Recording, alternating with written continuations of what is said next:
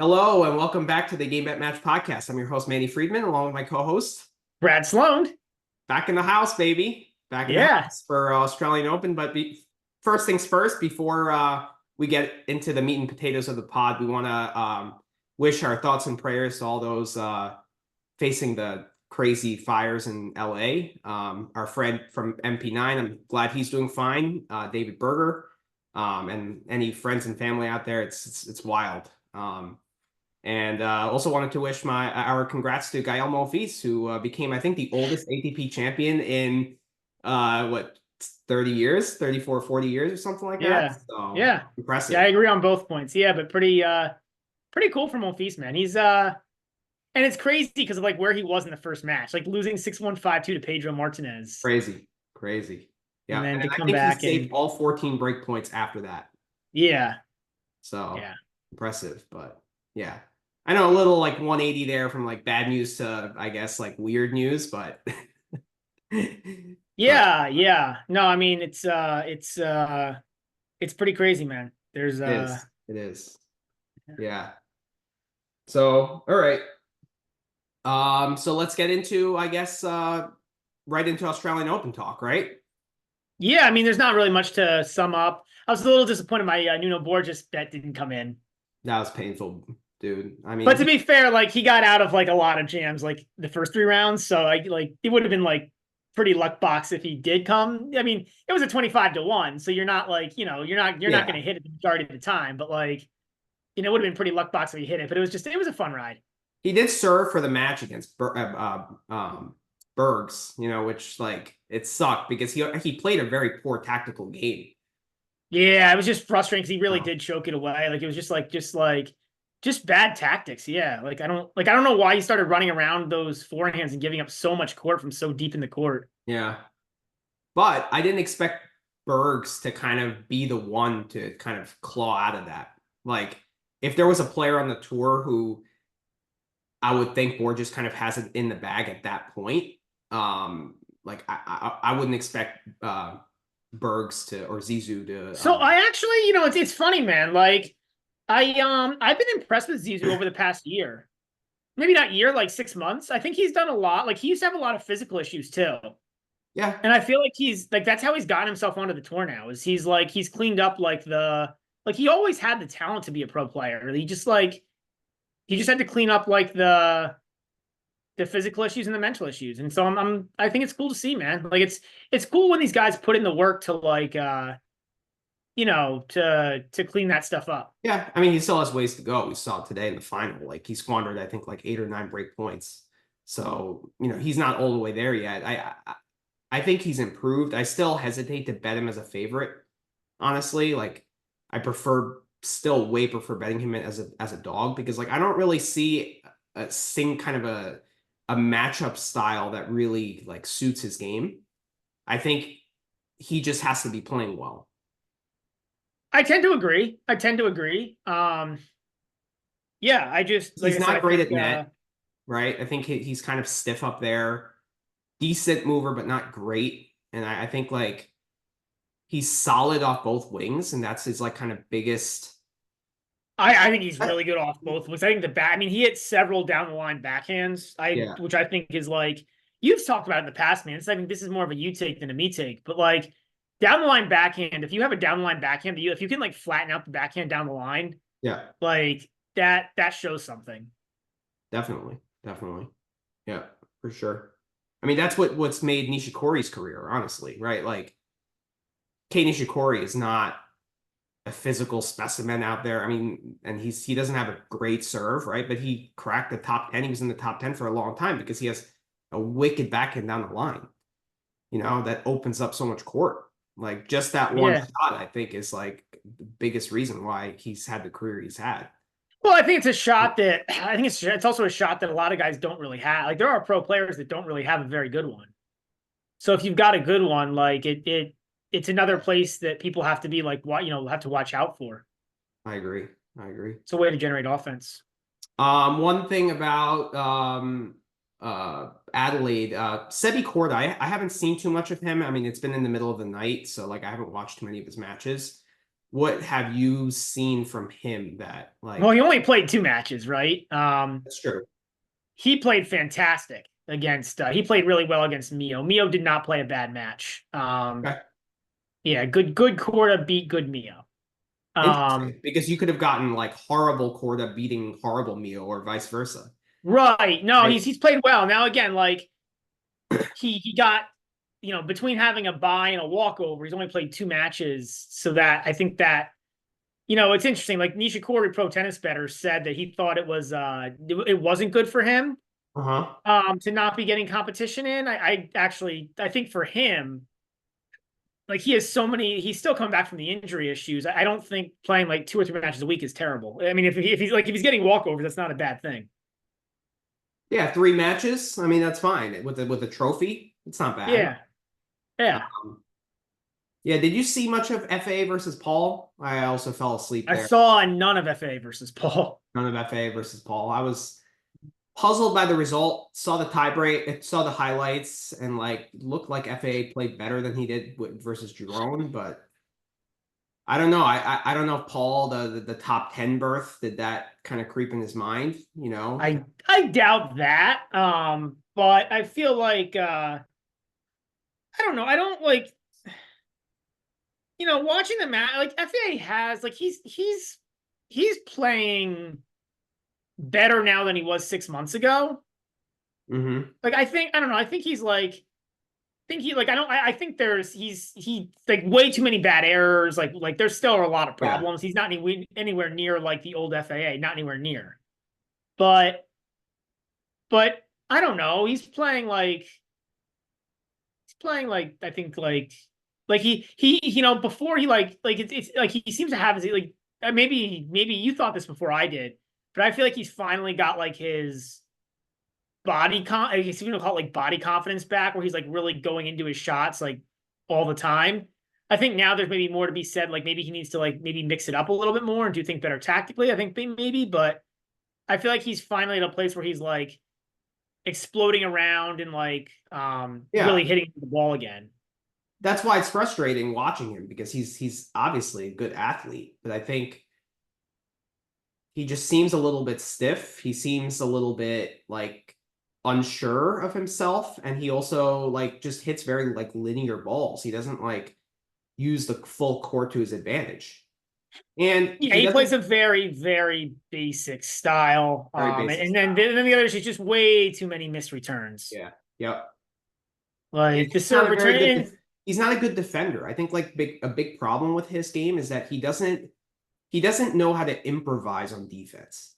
Like kind of dink a slice back deep or something, or kind of like extend the point and like put a ball in an uncomfortable spot on defense. Like I understand it's hard to do, but like every top 20 guy has that in their I arsenal, agree. I you know? agree. And like he's just not good at it. Like if you stretch him out wide to the forehand and then pummel his backhand, like he's not getting out of that pattern. Yeah, I agree. I agree. So yeah, that's all right. Well, that's enough. I mean, if FA wins this title, I think it's his first outdoor title in his career.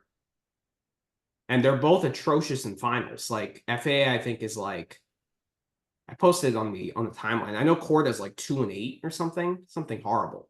Yeah, Quarter's quite bad. And Quarter was even I think even Quarter struggled in finals like at the challenger level. That's true. That's true. So yeah. Yeah, it just seems like a mess of a match to bet, but no. All right, let's get into the first Grand Slam of the year. So it's the Australian Open. Why don't you go over the conditions? Yeah, so I was looking, I mean, kind of interesting. From what I saw, it doesn't seem that hot. Okay. I don't see a whole lot of I don't see a whole lot of days like in the 90s. I don't see a whole lot of rain. So that's kind of, I guess, nice to see. Should be a lot of outdoor tennis, and I always appreciate that the first week too. There's nothing more that I hate than like rain delays the first week. Yeah. But yeah, I'm just pulling it back up. It was funny. So the two things I did notice in the weather specifically that are pretty relevant are there's pretty significant winds expected. Okay. I think winds are in like the 10 to 15 miles an hour. Interesting. For most of the first week. So I think that's pretty relevant. And then relatively humid, especially at night. So yeah, so not super hot, but little bit humid, and a little Mhm. bit yeah, so a little humid, and the wind I think is the biggest thing to me when I looked Okay. at it. But these courts play pretty quickly, right? I'd say more like I think we have to differentiate a little bit. Like Laver plays slower, right? Like Laver probably plays more like medium pace, Okay. and then like the outer courts play a little quicker. At least that's what I've always heard. Okay. All right. I'm looking up I know it's Nish. significantly slower at night, right? Because the weather in Melbourne tends to be much cooler at night. Also gets more humid, Right. Okay. so that combination. But yes, definitely true. I'm pulling up like the Nishi Pro Tennis Better. If you don't subscribe to his list, you should. You can find him on the Twitter timeline and find his he has a subscription, and but he also does like a free thing, and he gave out a gift to anybody on his email list with court speeds by tournament. Australian Open comes in pretty much right in the middle, probably a little bit below middle for outdoor hard. So, in terms of like, and this is looking at like statistically, it's looking at like first serve, points won, service holds, etc. So 72% first serve points won, 81% holds. I'm plagiarizing here, which is pretty average. But like I said, man, I think there's a differentiation between Laver and then the outer courts, and also the day and night. So yeah, How does it compare to the US Open? U.S. Open is slower. Okay. All right. Yeah. Interesting. But the balls here are less lively than the US Open, right? That's something to, Right, right? right, right. Because they play with, I think, Dunlop balls here, It's what they've right? always played with in the past. I don't remember if they're playing with the Yeah. same balls this year, but that's a great call. I didn't even think about that. But yeah. Yeah. All right. So I guess let's go through the first quarter here. So I'll share the screen. All right. So top half of the draw here, we got Yannick Sinner, the #1 seed. He'll play Nico Yari. School Kate will play Taro Daniel. Marcos Giron will play Yannick Hoffman. Echeverry will play Kaboli in the first round. Hubie Hurkacz will play Greek Sport. Kecmanovic will play Lajovic, battle of the two Serbs. Berrettini will play Nori, and Zhizhen Zhang will play Rune. So, to me, I mean, I think this is a cakewalk draw for Sinner, honestly. Like Nico Yari, I mean, he has a serve, but nothing else can hurt Sinner. School Kate and Daniel, I mean, enough said there. And then I just think like the guys here, Giron, Hoffman, Etch, and Kaboli, like Kaboli is probably the toughest guy just because he possesses the most weapons, I would say, of those four guys, but like none of those guys really do anything to really hurt Sinner. I know Etch took a set off him in Beijing or what was it, Shanghai?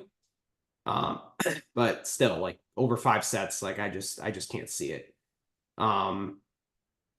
This little bottom tier in this 16, I mean, Hurkacz Greeksport, that spells 5 sets all over it. That's a overmatch. I think the total was like 43 there, which was insane. Yeah.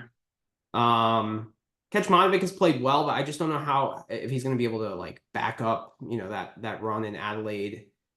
He should beat Lajovic. That being said, but he also has 4th-round points to defend here. But I don't know. It's hard to back Mio, coming off a long week and then, making another deep run. That's kind of tough. Berrettini Nori, I mean, that's an interesting 1st-round match. And then, Holger Rune, he has the talent, but he's like really shown nothing recently, so it's been like over a year now where I feel like he's had a realistic chance to beat one of these big guys in a big match. And Yeah, his I mean, just look at his seed, right? He's the 13th seed. Like he should be I better know than that. 100%.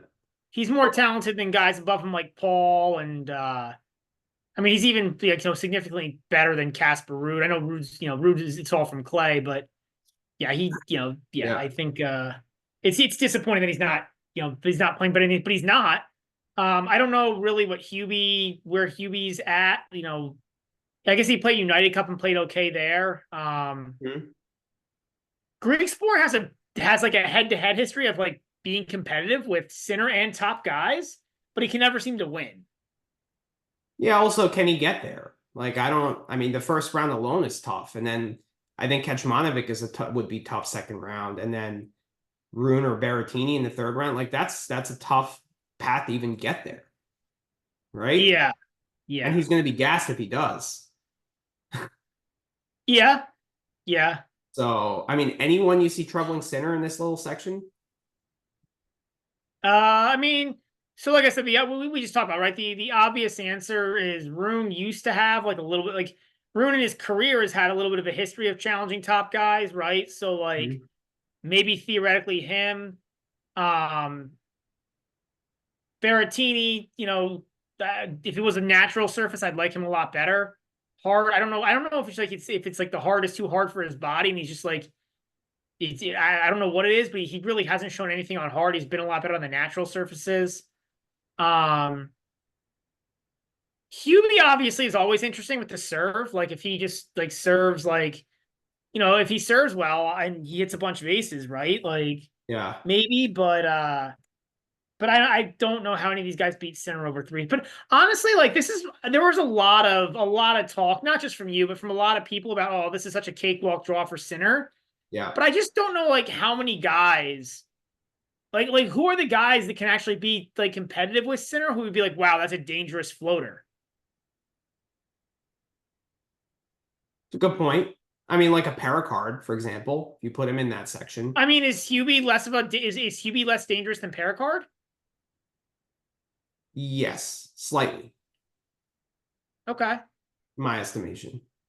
Because I think like Paracard is just going to look to attack and like make every point just like a boomer bust, right? Whereas like Hubie, once he gets the serve, once center gets the serve back, he's going to kind of look to rally and stuff and give center openings, right? So like if Paracard just red lines and just goes ballistic for 3 sets and that's his goal, there is like a 5 to 10% chance, that he gets over the line, right? But with Hubie, it lowers after the serve comes back. The other problem is like like Paracard's gonna go for the second serve. Hubie won't. Like Hubie's second Right. serve is That's really, it. really, really good, but he'll Right. go for a second serve. Like Right. Paracard will hit 2 first serves. I mean, like Shelton, for example. I mean, like he's not a guy I would necessarily want to back in a slam, but he's a guy that's had a little bit of success with But center. I think those other guys we just talked about. I mean, I don't think Hubie and Greeksport, like some of those other guys up there, and like Berrettini, I don't think they're that much worse. Like I just think like Shelton is like not Shelton Sinner is so good. It's like I don't know if there's more than 5 guys on the tour that can like really challenge him. It's a valid I mean, I point. don't know if there's more than 2. Like Alcaraz can obviously challenge him, and I think Zverev can. I don't know who else can. Like he's beating the crap out of Fritz. He's beating the crap out of Medvedev. He's Djokovic beating the can. crap out of, or he would beat the crap. I mean, Ruud is not a hardcore player. He's Novak beating the crap can. out of Demonor. Novak can on his day. We'll see. I mean, Novak hasn't recently, right? But we'll see. I mean, I don't, that depends on where Novak's at. That's kind of I'm more positive about it, so maybe, but we'll see. Okay. Um, but it's limited, right? It's maybe like 4 guys on the tour, like, and those are all high seeds, so they are all, like the only one who could have ended up in his quarter is Novak. Yeah, I'm just saying, like if Popperin was there, for example, like I wouldn't give him a chance to win, but like I would, I don't know, Mahawk, for example. I feel like there's certain guys who, if they were in that quarter, I'd be like, it's a little bit more difficult.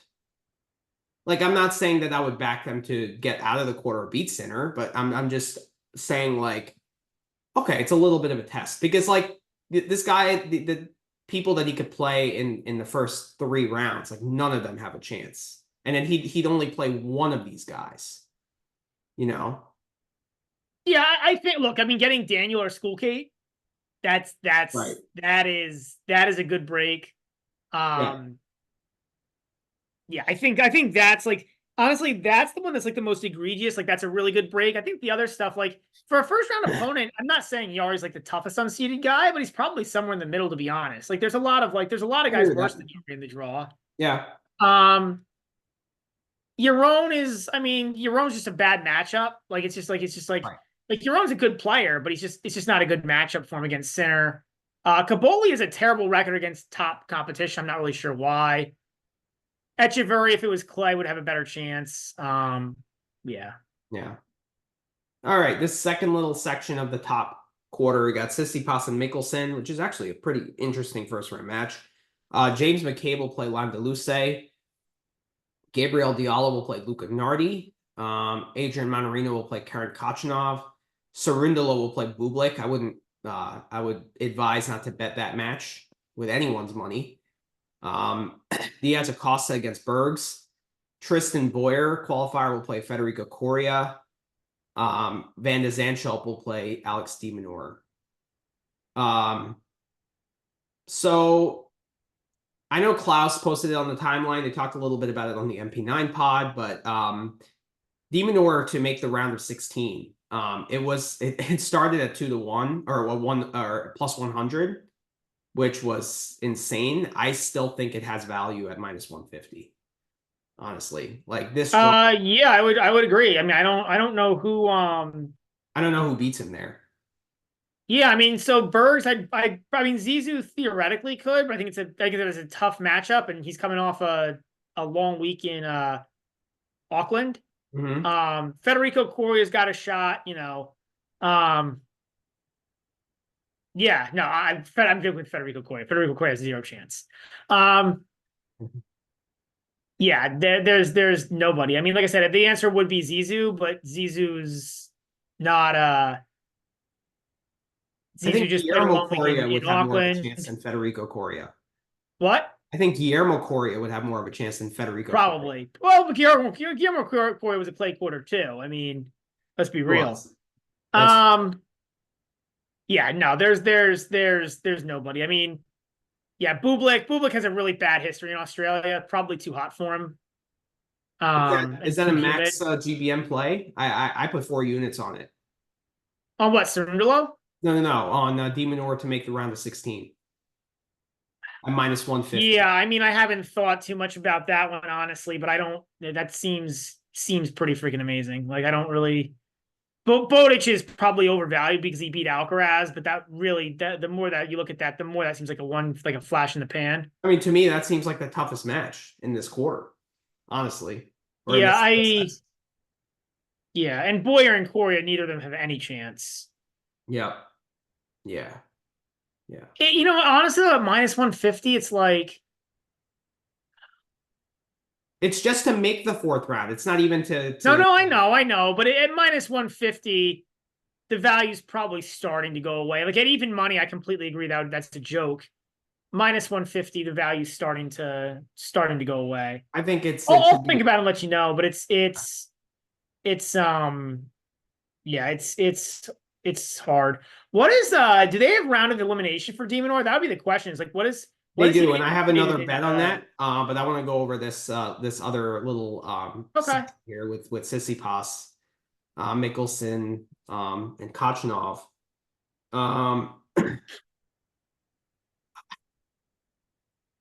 I kind of like Kachanov to make it through the round of 16, right? Of those guys in that little part of the draw. I Yeah, I mean, wonder if Mickelson could beat him.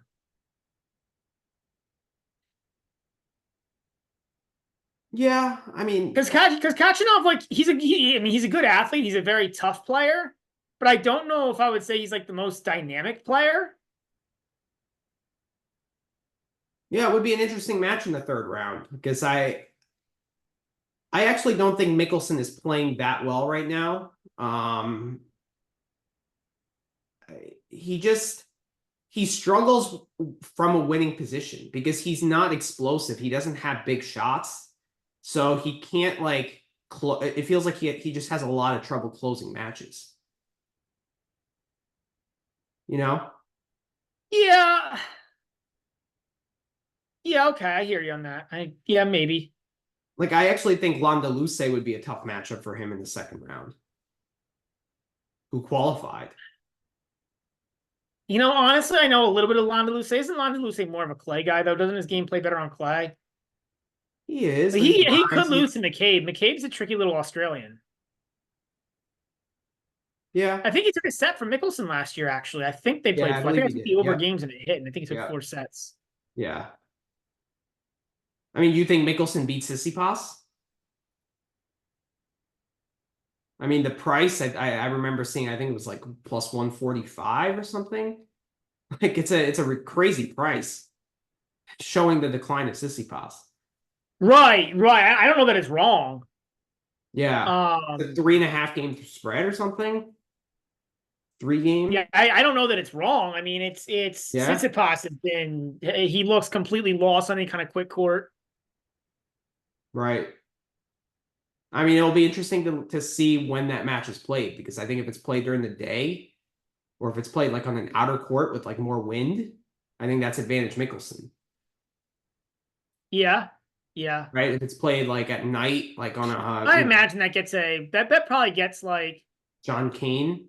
probably John Kane or 1573 or whatever it probably gets like the third or one of those I think stadiums. 1573 is more like open, You're right. I think it is. I right? think it is. So I'm gonna wait to bet that and see what the conditions are. But yeah, I mean I would leave. Plus, you got to see the conditions like at that time, right? We talked about like it being generally windy throughout the week, but like we'll have to see what it is like that day and like Yeah. not just that day, but at that time. Weather can change obviously by the hour. So But I think these are. I mean, actually, if Tsitsipas makes the fourth round and plays De Minaur, I actually think that could be a tough match for De Minaur because yeah, that's that's just been historically a good matchup for Tsitsipas. exactly. So, but the thing is, I don't think he gets there. But honestly, now I'm looking at it and like the more I think about it, he probably does Tsitsipas. Like, Really? well, because like is Mickle again, like Mickelson doesn't have huge shots. So is he really is he gonna rush that? Like the way you beat Tsitsipas is to rush the backhand. Is Mickelson gonna rush the backhand I mean, Mickelson over just beat five him sets? recently. Didn't he What? beat him in like Shanghai or something? Did he beat him? I thought it was 3 sets and Tsitsipas won, but I could be completely wrong. No, it was Mickelson beat him in Tokyo. Okay. 3 sets, 6-4, 6-6, 1, 6-2. Oh, that's right. We bet on that match. Yeah, we did. We did. So Uh, yeah, I don't know. I mean I might take the 3 games and not bet the money line. That's how I'm thinking about it. But like I don't know. I think Kachanov is just. I think he's going to make the fourth round. He's just the most stable guy in that little section. yeah, I'm just like the more No? I think about it, like I think Tsitsipas could be a tough matchup for Kachanov. Yeah, that historically has been a tough matchup for him too. Yeah. Just because Kachanov, again, he's not exactly dynamic, right? He's kind of like the same shot over and over again. Right, right. They played in the semis here a couple years ago. They did, yeah. Yeah. Yeah. Kachanov's fallen pretty far too. It's true. It's true.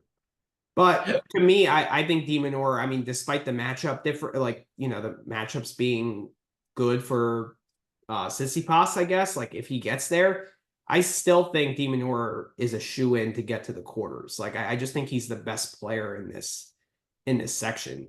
And that brings me to my bet is De Minaur to lose in the quarterfinals at plus 275. Yeah. You like it? I think I would do that as GBM before I did the I mean, I have to think about it some more, but I think I do that as GBM before I did the De Minaur to make the fourth round. Because you're basically betting on him to win one match after that. Like he's gonna play Sinner and he's gonna lose. Like, Or what about De Minaur versus Sinner quarterfinal at plus 175 is what I saw. Well, no, I'd way rather have Demon to lose that. Like that's I like agree. the price, right? Like, I agree. yeah, I'd way rather. So then, I mean, that will likely end up being a GBM official. I'm not committing to anything official on the pod. Okay. I still have to do quite a bit of. I still need to look at a few more things, but that will likely end up being a. Yeah, it's actually plus 225. Did I get it in Well, no, there? that's player to that's him to reach the quarters, Oh wait, not to yeah, lose in the that's quarters. right. They have a player. Do they have a stage of They elimination bet do. there? Stage of elimination, D manure. No, Yeah, right here. It's there it is. plus Yeah, 275. 275. Yep. Yeah, that's my bet. I have 2 units on that. Yeah, that probably ends up becoming the GBM official. Okay. I will report back though. I'll let you Okay. know Cool. tomorrow. Cool. So yeah, those are my 2 big plays in that quarter. So all right, let's go over the second quarter now. Yeah, I've got nothing. I mean, Oh, I think Sinner's about 80% likely to win this quarter, and he's at minus 300. So in theory, he's probably a value to pick to win the quarter, even at minus 300. But like, yeah. for me, like the problem is like honestly the toughest draw opponent in this draw form is probably Itis, who he's got to play every round. Yeah. It's Kyrgios trolling him on social media. Yeah, but I mean, I don't think that would actually like impact the match, right? Whereas Itis could definitely. Itis is a good record against Sinner in the head-to-head. Itis. I think Itis might have more wins than anybody on a hard court against Sinner. Actually, I agree. I agree. Itis, Wada, or well, Kyrgios. Wada doesn't have much of a chance. Like Wada, nothing's Well, happening. they have a chance in April. They have a chance in April, Yeah, but there's no right? match there until April. In So Monte Carlo, yeah, they have a chance. They have a chance in Monte Carlo. they have a chance. Yeah. Yeah, I think they wanted us to talk about that a little bit. I think Lax Covers, he wanted us to kind of mention it.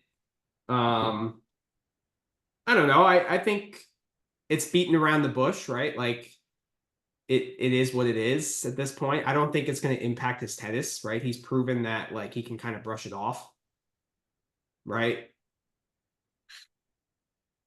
Yeah, I don't think it's too relevant until the hearing in April, and then we'll see what happens. You know what I mean?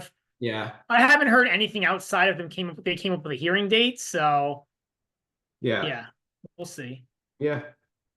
It's really weird, man. Like like tennis needs to figure out some way to like more clearly police this because it's a mess. It Like isn't. it's out of competition testing. Like the biggest one that's a mess is the out of competition testing. Yeah, Like that is a complete like I don't understand like I guess they have like 3 chances, and if they miss 3 consecutive tests, but then like if it's not their fault, they don't get penalized. Like did you hear I've been reading all Kokonakis kinds of talk interesting about it cases. on the What? UTF? Did you hear Kokonakis talk about it on the UTS dinner? That was No. intriguing. Where he's like shitting his pants now because he's on 2 strikes. So if he misses one more test, like he's gone for 6 months.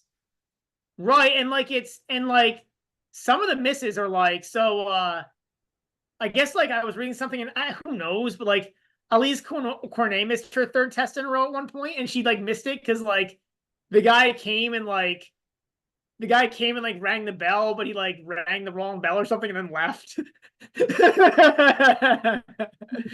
Oh my So god. like it's just like so, and like who knows if that's true. Like it's just like Yeah, it's such a mess. Like I don't know what they do to better to improve it, but it's just the whole thing's a mess. Like I don't it understand. is. It I is. really don't understand why some guys get suspended and some guys don't. Like Yeah, it's weird. It's weird. I mean, yeah.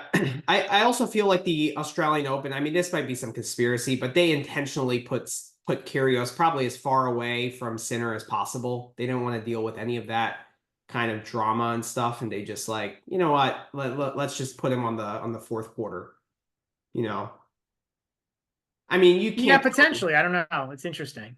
I think that's what happened. Like they didn't want any part of that, like to kind of ruin or tamper this tournament.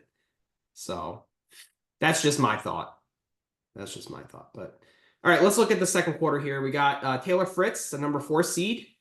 He'll play Jensen Brooksby, the return of Brooksby, talking about drug tests. It'll be nice to see him back. Borna Koric against Christian Garin. Ew, that's not a match I want to watch. Komasana will play Daniel Altmaier. Monfils, the champion in Auckland, he'll play Pericard. It's an intriguing match. Shelton will play Nakashima.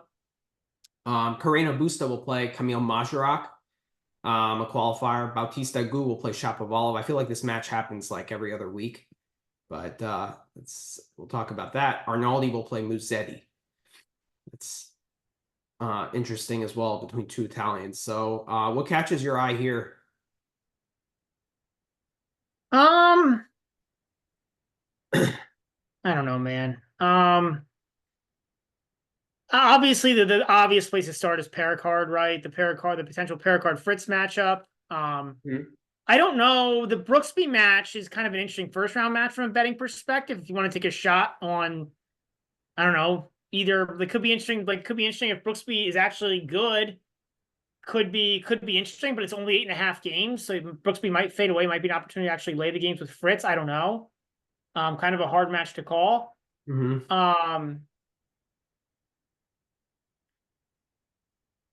mean, other than that, that's like in that top section. Those are the biggest things I see. Like everybody, I mean, Komasana is a good pick for a couple rounds. I actually think he's live against Monfils or Pericard, and I think I'm surprised he's a dog to Altmaier. So I think he's live for a couple rounds. And he's probably one of my favorite picks for round 1. But yeah.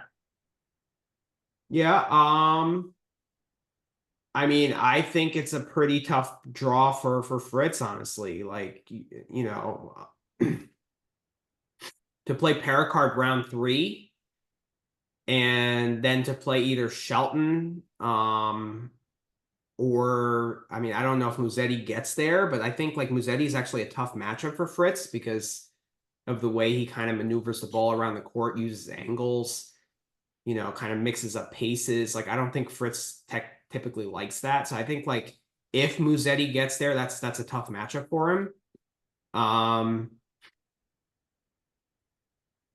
Fritz, like, he's improved a lot. He's, like, he has my respect, but he's not the greatest returner.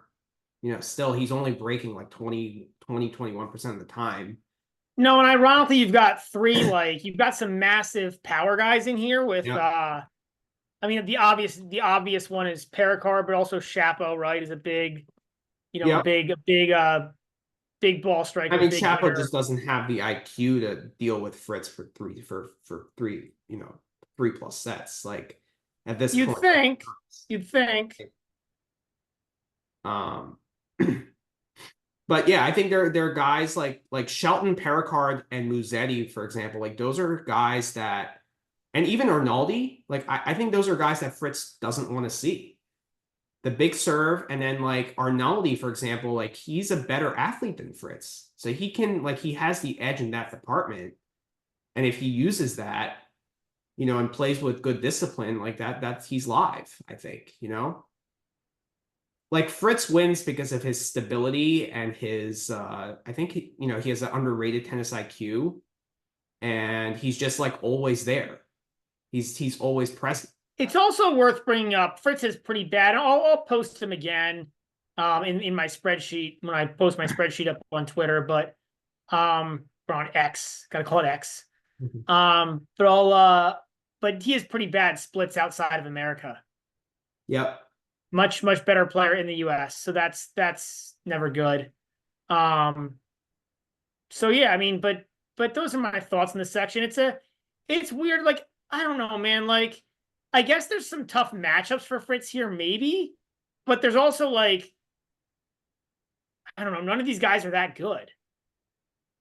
Yeah, I posted it on the timeline. Like, it's a very frustrating quarter to bet because like the top 2 guys, Fritz, and we'll get into the second top seeded guy, Medvedev.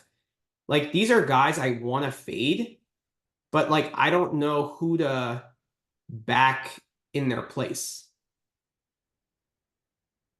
if you know what I mean. Yeah. Like, do I really want to back Shelton when he just like can't rally more than 3 balls? Like, do I really want to back Musetti on a hard court? Do I really want to back Pericard, who's like 50-50 every match? Like, do I want to bet Rublev, who plays Fonseca in the first round? Like, do I want to bet Fonseca, who hasn't played a slam match in his life? You know, do I want to bet Yeah, Tiafoe? I'm so disappointed in that line, man. I was really hoping that would come out with like the standard like minus 550 plus 450. Not like I don't actually think Fonseca's that live against Rublev, but I do think he's live for a set. Yeah, I mean, what's the set like plus 400, minus 400 or No, something? no, no, I meant the first set. Oh, the Like first I set. was hoping he would come in. I was hoping to get Fonseca at like 2-1 to win the opening set. Yeah, no, you're probably going to get plus 115. Exactly, exactly. So Probably plus it's 105 by match time. So, yeah, it's disappointing that it's been bet up that much yeah, because I honestly think it's actually been bet to the point where Rublev's probably a value. I agree. I agree. I just don't know though, because I don't know that Fonseca can like Fonseca's had endurance challenges in the past. He has, I yep. don't know that he can go 3 like best of 5. It'll be his first one of his first best of 5 matches ever. I can't imagine he's got a lot under his belt. True best of 5, not that next gen. The thing is, I think it's a good matchup with Rublev. Like this is a good matchup for him because Rublev doesn't come forward. He doesn't really do anything like to like test Fonseca's IQ, or he's not going to change tactics throughout a match, right? It's Rublev makes every match a ball bashing contest, and that's what Fonseca actually does really well at his young age. You know? So like I think it's a good matchup. It's going to be like who's striking the ball better on that day. And with the way Yeah, I think Rublev's got a a significant. I mean, it's hard to say. I admittedly haven't watched Fonseca in a few months. he's been But destroying people. Like you could well, just but that's kind of the problem, right? My question is like, how does he do in a 5th set or a 4th set? You know, I mean that's why I lose faith. he lost in US Open qualies to Elliot Spizzirri because Elliot Spizzirri kind of made it physical and like, tested him and took him to 2 tie breaks and he couldn't deal with it. So, you're right. I just think like Rublev doesn't do a good job of making matches physical anymore. Right? Oh, I disagree with that. I think he does a fine job of that. I think the issue is like he just doesn't.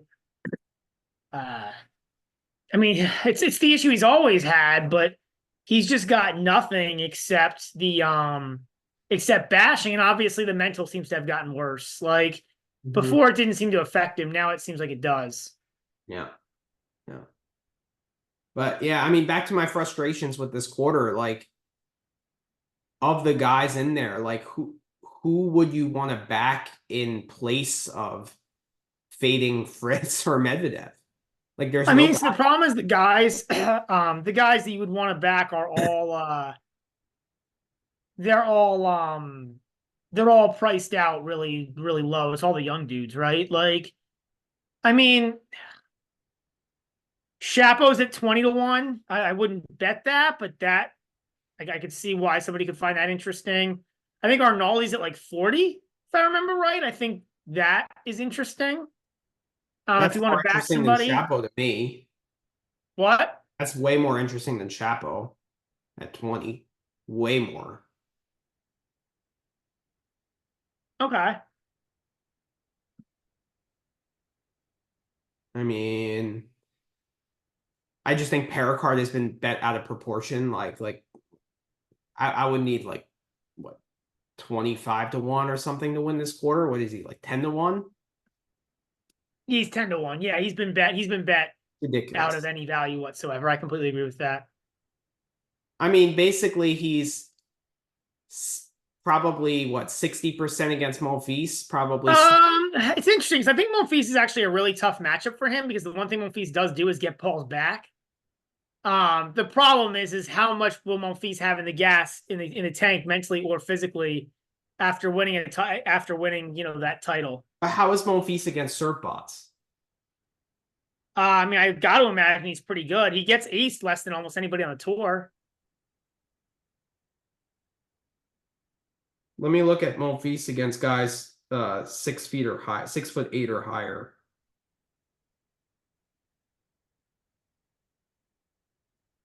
6'8". That's tall. Well, 6'4". That's Yeah, I right. think 6 foot. Yeah, that makes a little more sense. He's 66 and 43 in his career. Uh,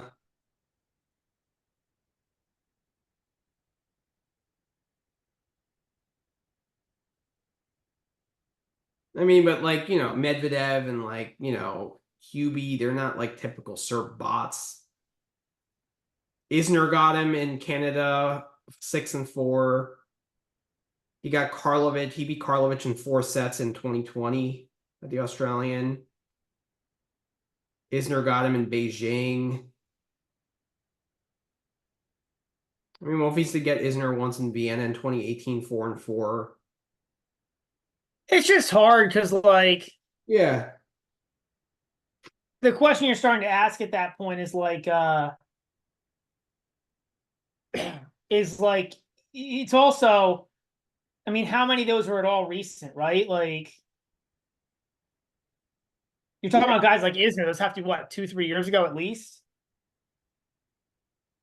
Yeah, I mean, given Monfils's like, run in Auckland, like that had to take a lot out of him. I think Pericard is like 60% likely to win that match.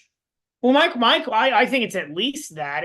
It might be. I mean, I don't think that's that far off that, but I was gonna say 65 to 70 maybe. Okay. But it's all about what does Monfils have in the tank, physically or mentally. And then Komasan and Altmaier, he's probably the same, right? Maybe a little bit higher, maybe like 70% to win that match. And then if he plays Fritz, it's probably down to like what, 40, 45, 40%? I think he's a little higher against Komasana and Altmaier and a little bit lower against Fritz. Like Komasana and Altmaier, like he could break those guys. Yeah, okay. That's fair. That's fair. Fritz, yeah, probably like what, 40, I would say. And then if he plays Shelton, that's clearly 50-50, feels to me. Right? Yeah, but now, I mean that bottom section, anybody like that section there, like anybody except Marchak could actually advance out of that 8. That Shelton, Nakashima, boost. I mean, like literally, right? Like, I Literally. mean, am I wrong? Like, couldn't You're not those wrong. other 7 guys all have some reasonable chance of advancing? I would agree with you. Like Nakashima's not playing as well right now, so he's probably like lower than the other guys, and And like I think Shelton's a bad matchup for him, right? Nakashima struggles against power guys. right. But Shelton misses so many shots, like it really might not matter as much. That might be a little different, like your standard power guy, like your But I don't know, like Nakashima's not your an explosive defender, so he's not going to force, like Nakashima's not going to force him to hit 3 or 4 great balls. So I think it's a great matchup for Shelton, honestly. okay. All right, that's an interesting take. I think Busta that's a different one. Like I think that Busta is a fantastic matchup against Shelton. So it turns in that, like if those guys play, I'm hoping Busta, you can get like plus 350, 400 on that, because I would take that. Okay. Yeah. Um, and then I kind of like Arnaldi in this section, man. I think so. If you had to bet, like not really taking prices, just tennis into consideration, who would you back to win this little section? Shelton. Okay. Like not taking price into account. I mean, Yeah. he is the best player in that section. Like, and he has played well in slams. Like Arnaldi, like you look at the other guys. Musetti's not good on hard court. Arnaldi is up or down depending on the matchup and if he's making balls or not. Shapo's interesting, but he misses. I mean, he misses too much. Agut I can't see a Goot winning 3. I mean, maybe he does. He did it at Wimbledon, but for Goot winning 3 matches is that's Yeah, an that's ass. fine.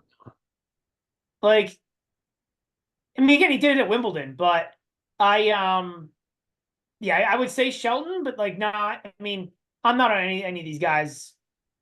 I'm not on any of these guys in terms of betting. Not in this section, at least. See, for me, it's probably Arnaldi. Well, you think Arnaldi, like if everybody was the same price, you would pick Arnaldi? Um, it's close between him and Shelton, but I don't know. I think I can't see that. I mean, just take that aside. Look at the draw. Nakashima's struggling recently. I mean, Busta and Marchak are the 2 worst players of the 8 in this section. Like, I get it, matchups, but I don't know how you I have a hard time getting to Arnaldi price agnostic of being the best guy would you in put this section. would you put Arnaldi number 2? Who would you put number 2 after Shelton? Chapo. Ooh, not me. Not me. I definitely put Arnaldi over Chapo. I just think he's a way better defender at this point. Like Chapo can't defend. That's his biggest problem. I don't know if he can. I would say he's not willing to defend. I don't think he He can't doesn't defend. have any willingness or like he has the ability to defend. He just doesn't have any willingness to defend.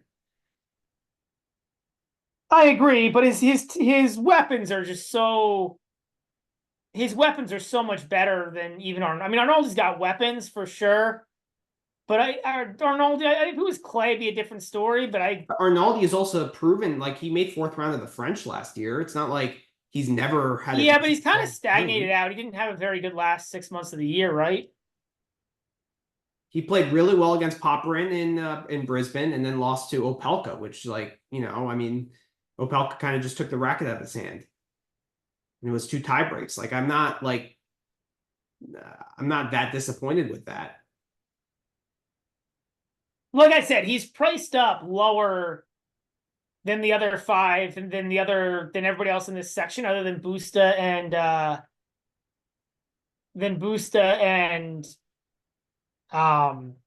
Marchak. So, and I think Nakashima might be priced up higher than him too. I mean, but I think you can make an argument for him. I think he's 40-1 to win the quarter. I think you can make an argument there, a decent argument. But I can't see saying that he's the most likely to get out. I just think his price is so much better. Okay, what's Shelton's price to win the quarter? 10. Yeah, so considering the price difference, the fact that Arnaldi's 40 and Shelton is 10, I think Arnaldi is actually a decent bet. I would just say I think Shelton's draw is significantly better. I mean, those are 2 like Arnaldi. There's a pretty good chance Arnaldi, like there's a much better than 50% chance Arnaldi loses one of those first 2 matches. You're just higher on Chapo than me. And Arnaldi to beat Musetti is one of my favorite bets of the first round. At +1. I don't think that's any. I think that's pretty close to a flip. Like if I were, is Musetti a favorite? Yes. Last time I checked, it was I think I got Arnaldi at +150. Yeah, so I don't. I think that's insane. I would put Arnaldi as a slight favorite, but so that might end up being a max play. But Okay. but I just think like yeah. I mean but that doesn't mean like I don't think that I don't. Yeah, I don't. Yeah, I'd way rather have Shelton's draw of Naka. Like I think Shelton is much more likely to beat Nakashima and then Booster or Marchak than Musetti is to beat Arnaldi and then Chapo or Agut. I mean, all right. Yeah. But I also think if Arnaldi plays Shelton in the 3rd round, I actually think that that's a good matchup for Arnaldi. Because Arnaldi. Yeah, I agree. I just don't know that again, like Shelton. I don't know that he's more than 50% likely to beat Shelton. No. Okay. Like he's a good matchup, but like at some point, like tennis skills, Yeah. Like I wish I could bet Arnaldi to maybe I should bet him to lose in round 4. What is that? Do we have a price for that? Oh, I doubt you'll have that. He's not like a well-known enough player. Yeah, that stinks. Yeah, I'm not gonna get that. But That would have been an interesting bet. Yeah. But all right, That's a well, very fun section. Like that's a very, this very is fun this section. this is the most fun quarter. I'm glad we're spending time here. I actually think quarter 3 is the most fun quarter, but Okay, I disagree. you disagree? Okay. All right. Well, this was a fun quarter too. There's like 15 or 20 guys here who are interesting. Yeah. Like this quarter is the deepest quarter. Okay. That's fair. That's fair. But it's deep, but guys, I don't necessarily want to back. They're interesting, but like, do I really have much faith in them? No. Okay. I mean, let's talk a little bit about Medvedev. So Medvedev, he's had his second child. We haven't seen him at all this year. I think he showed up really late too. Like I think he just showed up yesterday or something in Australia. I mean, he has a cakewalk first 2 rounds. Like if you want, matches to kind of get your find your bearings, like he's got them. Right? I don't think this matchup is quite as easy as when he played what was that match that he played in round 1 Attila Balas. Yeah, Balaz. Yeah, yeah. Yeah, I know nothing about Samre. Yeah, me Samre. neither. But yeah, he should win that. And then Lerner Tien, I guess, who's been pretty good, qualified, but like he just doesn't possess the weapons, needed to beat Medvedev. Um Popperin, I mean, he can catch fire. He had a really good 2024. Well, did he though, or did he just have a good month and a half? I mean, I think, making 4th round of the US Open is not bad. Okay, so he won Canada, and so that's all in that month and a half, right? Like, I mean, he made 3rd round of Wimbledon and lost to Djokovic there. Like, that's okay. yeah. Um,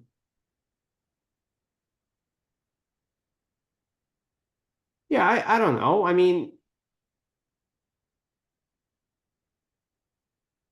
he's a guy that can catch fire, and he has the weapons to have a big upset, right?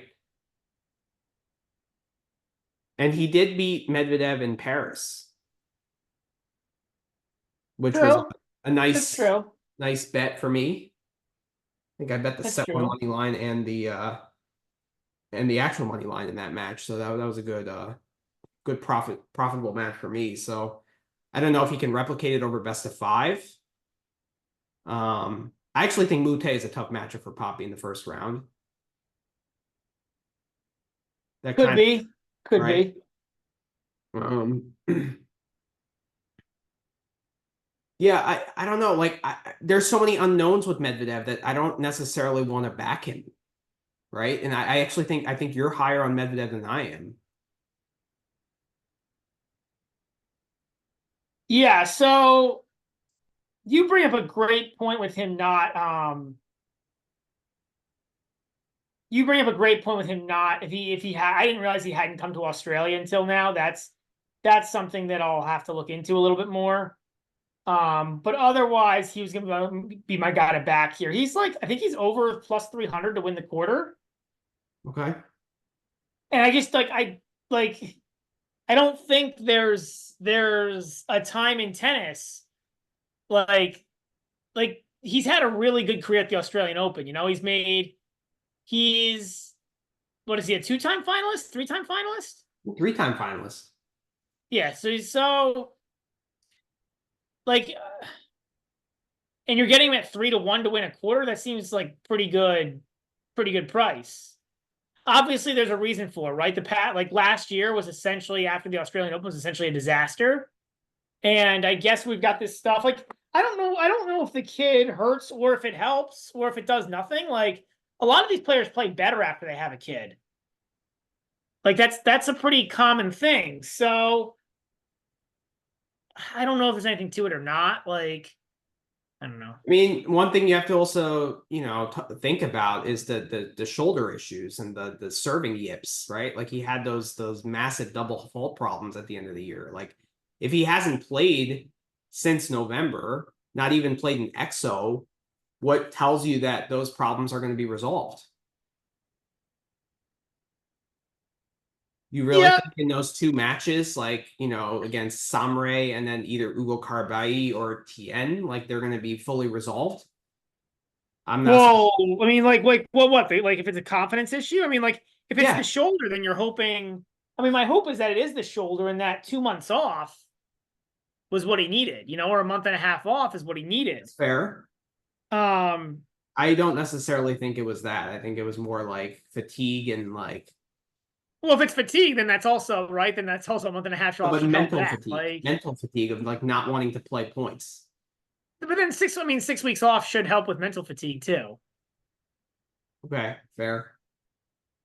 Um, I mean, now if he's not interested in tennis anymore, if that's an issue, that would be a real issue. I don't know. Could be. Is he the favorite to win this quarter, or is He's it not. Fritz is. Fritz is? What's the No, Medvedev is Oh, sorry, maybe you're right. Yeah, I was wrong. plus 220. It's not plus Yeah. 300. Yeah, my fault. My fault. Still probably on at plus 220, although plus 300 would be a lot more Really? appetizing. Yeah, I was wrong. Still, plus 220 is a pretty darn good price for Medvedev. Like, and usually in a weaker quarter like this is probably the weakest quarter of the four. Usually in a weaker quarter like this, he'd be at like an even money in the past, Again, obviously there's reasons for the move. The question is career versus 2024, I'm probably still willing to take a shot here. But I've really got to think about like that whole, I got to reconsider because the whole, your point about Australia, the whole not being Australia, I think that's an interesting point you bring up. And I'm gonna be on Arnaldi at 100 to 1. Well, I realize he's 100 to 1 to win the quarter. Okay, I'll be on him at 100. Yeah, that's a lower price than I thought. I'll be on that at 100 to 1 for sure. Yeah, it's not 40 to 1. I mean, I'm pleasantly surprised to see that. Yeah, I'm not sure if things moved or if I just misread or what, but yeah, 100 to 1 is Yeah, maybe that's there's interesting. so I'll be many on that. lines. But yeah, Yeah. I'll definitely be on that. Like, how is Arnaldi 100 to 1 and Rinky 50 to 1? Like, that just makes no sense. Right. Or Learner's 40 to 1. Like, yeah, the Mateo at 100 to 1 is insane. That's the bet there. Yeah. Yeah. All right. Nice.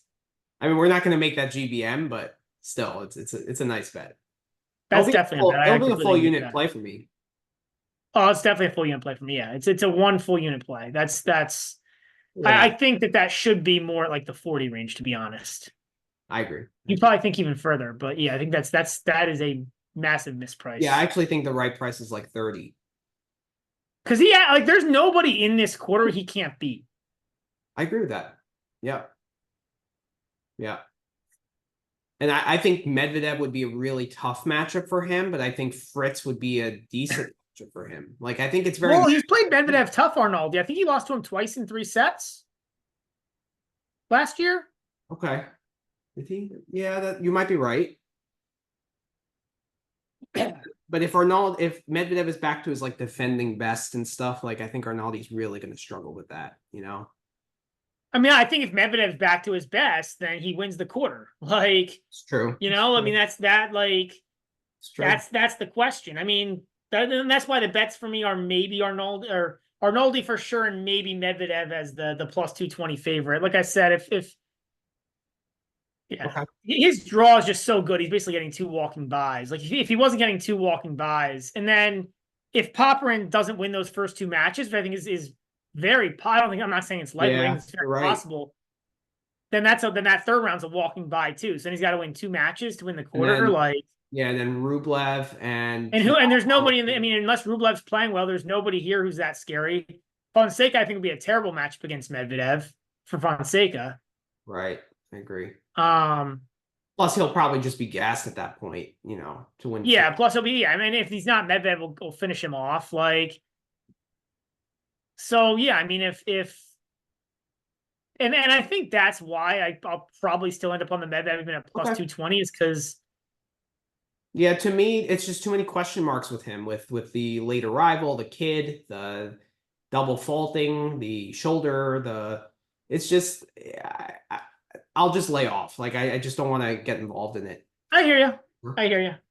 All right, third quarter. So we got Djokovic and Basaveretti. We got Serbian Basaveretti versus Indian Djokovic, is what I called it. We got Jaime Faria against Pavel Kotov. We got Auckland against Opelka, the Brisbane finalist.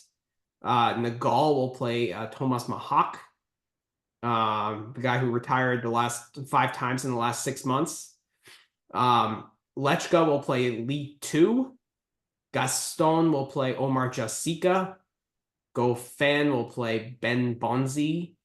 And Fonini will play Dimitrov. So what catches your eye here?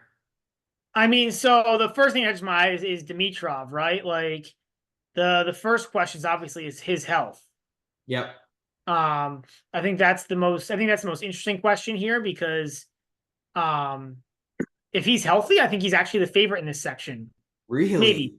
Maybe. I think him versus Djokovic is very close. Wow. Okay. I'm a strong disagreement there.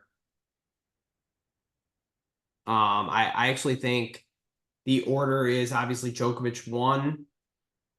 I think Lechka 2, Mahak 3, and Dimitrov 4. Well, so I'm assuming Dimitrov's fully fit, fully healthy.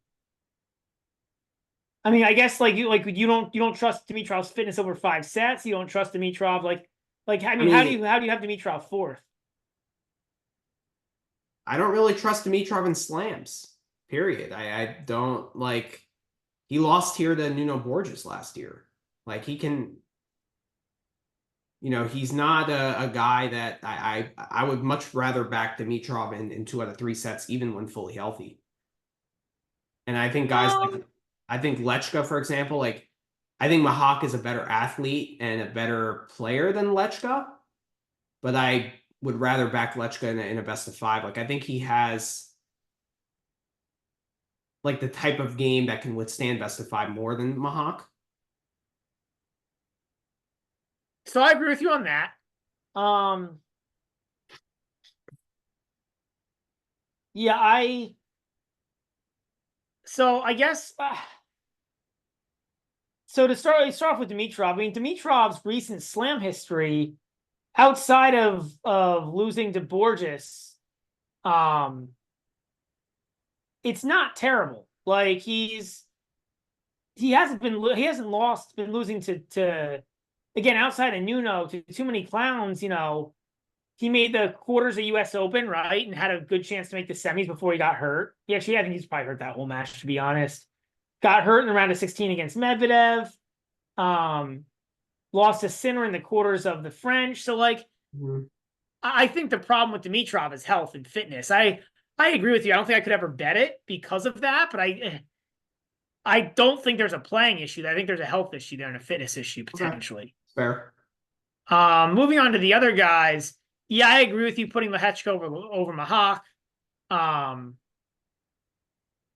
I think Lehechka is probably a really good bet, especially because in this section, if Dimitrov's not healthy, there's nobody else. I mean, maybe Goffin, but Goffin hasn't looked great so far to start the year, I don't think. I just don't think Bonzai's that good.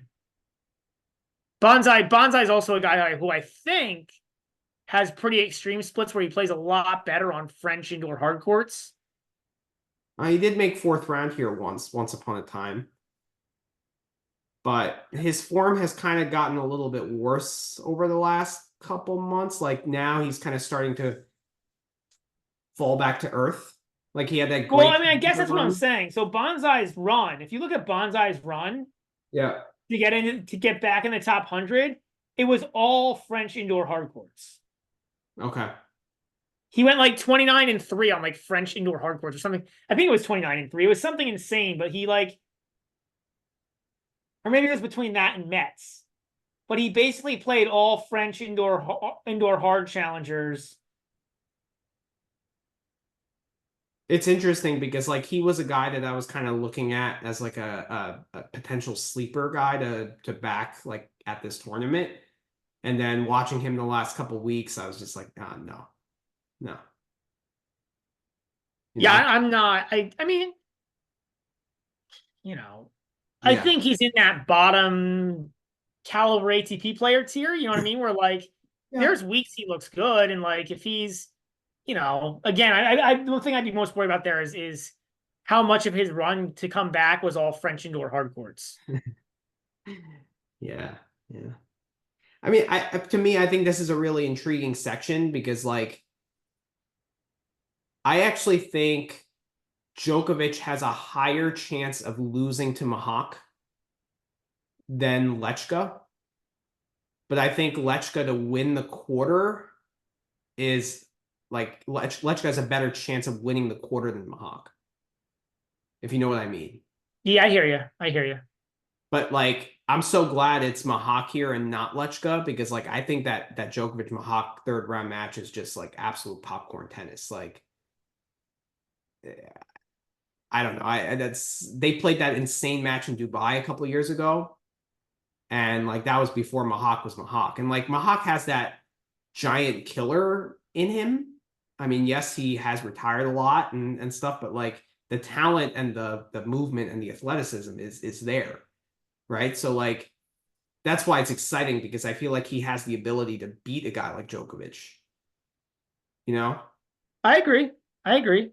Whereas I don't think Lechka does over best of five just because like it's just grip and rip, and like if the ball goes in, great, but if it doesn't, I don't think he has those extra tools, you know? Okay. Yeah. But if Mahak beats Djokovic and plays Lechka in the round of 16, I actually like Lechka in that matchup. Because I don't think Mahak can back it up with another big win, you know? I don't think he's mentally there yet. If you know what I Okay. mean. I mean, okay. I agree with you on Mahak having a good game to beat better players. Lehechka, I think, has had pretty good success though against top players also. Um, Okay. I mean, yeah, well, maybe not. Maybe not. Okay. I mean, last 2 years, he's 5-12 versus the top 10, which is not bad. No, Um, it's not bad. All yeah, right. So so let me ask you in this way. If Djokovic plays Mahak, what would you price the match at?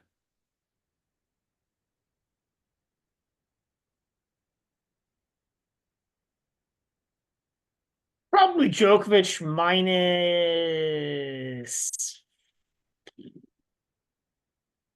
5.5 games, something like that. Maybe, Whoa. maybe 4.5, 5.5, something like that. Yeah. Okay, see, I put it at more like 3.5.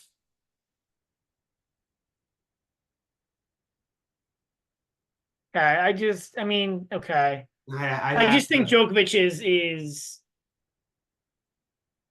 again, I don't know. I'm more of like I hear you on matchups, but I think like matchups move it me, matchups I just don't move my scale as much as like just who's the better player on the surface. Okay. Yeah. Okay. And then versus Lechka, I would put Djokovic as like more like a 4.5 kind of thing. Okay. And if Lechka played Mahak in the fourth round, I'd put Lechka as like a 1 game favorite. That's how I would price those Okay. Okay. people. Okay. I Um, mean, the thing with Letchka is he does have the weapons. Like it's not a there's other issues with Lehechka, but he does have the weapons. mhm. So Yeah. Yeah, I think it's interesting. To me, I just Dimitrov, I guess it's more the health than anything else. Um, but I don't know. As we said, he's mid-30s now, right? Like he's yeah, look, if you want to say that you're not going to back him because of health, that's exactly where I'm at actually. okay. But it's not I, like I like if I was gonna play Dimitrov, I'd have to do it as a rollover because I'm just like just can't trust he's gonna get through the tournament healthy. Right. I also, don't like necessarily backing him in slams, even when he was healthy. Just Yeah, I because, mean, I just disagree with you there. He's been fine lately when he's not up against top players. okay. All right. That's fair. All right. Second little section of this quarter. So Draper will play Mariana Navoni. Kokonakis will play Roman Safulin. Zoomer will play Vukic. Klein will play Korda. Thompson will play Kopfer. Moeller will play Nuno Borges. Isn't it funny if Borges won Auckland by losing the I first know, I match know, and played Moeller, who did it in Hong I Kong? know. Like, that would be crazy. I was like kind of secretly hoping that would happen. Be insane. Yoshi is going to play Dugas, and Shevchenko will play Carlitos Alcaraz. So this is the Alcaraz section here. I actually think, you know, I mean, Thompson is good. He doesn't have the weapons to really trouble Alcaraz, but I think he would be live for a set.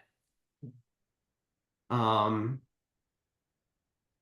but I actually think it's a pretty good draw for Alcaraz because like no one in that little section has weapons to necessarily hurt Alcaraz. I think it's an incredible section for Alcaraz. I think that this draw is about as good as he could have asked for. So the three main guys in here are Thompson, right? And Thompson's not like He just doesn't have. I just don't think he has the weapons to beat Alcaraz. And then you've got Draper and Korda, and I don't think those guys can both physically stand up to Alcaraz. So and neither can Kokonakis. Kokonakis is also interesting here because it's Australia. If he gets excited, yeah, I agree. I don't think there's anything. I think this is an incredible section for I Alcaraz. mean, I if think this is about Draper as good is as he could have asked healthy, for.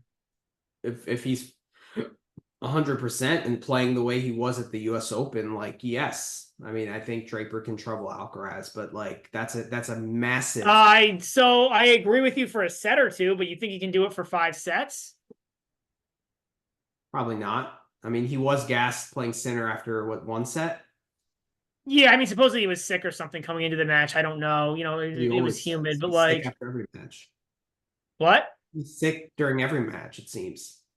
Yeah, I mean that's the thing, right? Like he's got there's just it's the physicality again. So Cord, I just don't know like he's hardly played, right? He was out forever with the various injuries. Then he had a back, he had to withdraw from Brisbane because of the back. So that's I know he's doing, he seems to be back again and Yeah, um playing tennis.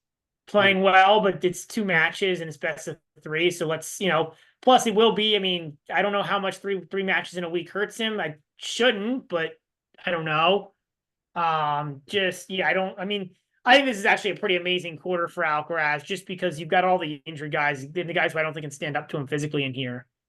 Dimitrov can if he's healthy. I just don't know if he's healthy, and if he'll be healthy in 2 weeks. I mean, I think Mahak, Lechka, and Djokovic, obviously, I think those are the three guys that Yeah, really but he doesn't see any of those guys till the quarter, right? Like which exactly. is pretty. He avoids those guys until literally the quarterfinals. So like, yeah, at some point you're gonna have to play an opponent who can trouble you. I mean, in terms of prices, like if we both think Alcaraz is kind of a shoe-in to get to the quarterfinals, but do you like that even money price? I don't. I don't think it's good enough because I think those three guys, especially Novak, because I think if Novak beats Mahak pretty convincingly and then beats Lechko or Dimitrov or Lechko or healthy Dimitrov in the round of 16, like that means he's playing really good tennis, right? And that also means it's going to be tougher for Alcaraz to beat him. But if he doesn't and he's not, then Alcaraz is a pretty big favorite. I mean, I'm debating getting with Alcaraz at even money. Really? Okay, it's I not a don't. consideration for me. It's just the draw is so good. Like I guess the better question is like, what is Alcaraz to make the quarters?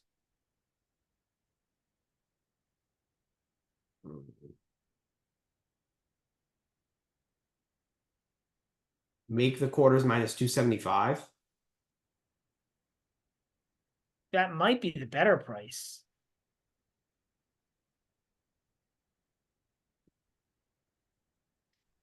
Yeah. I mean, yeah, but it's an ugly price. I mean, that's the thing is like, I You're mean, I don't definitely know. lower I on can't. you're lower on Djokovic than I am.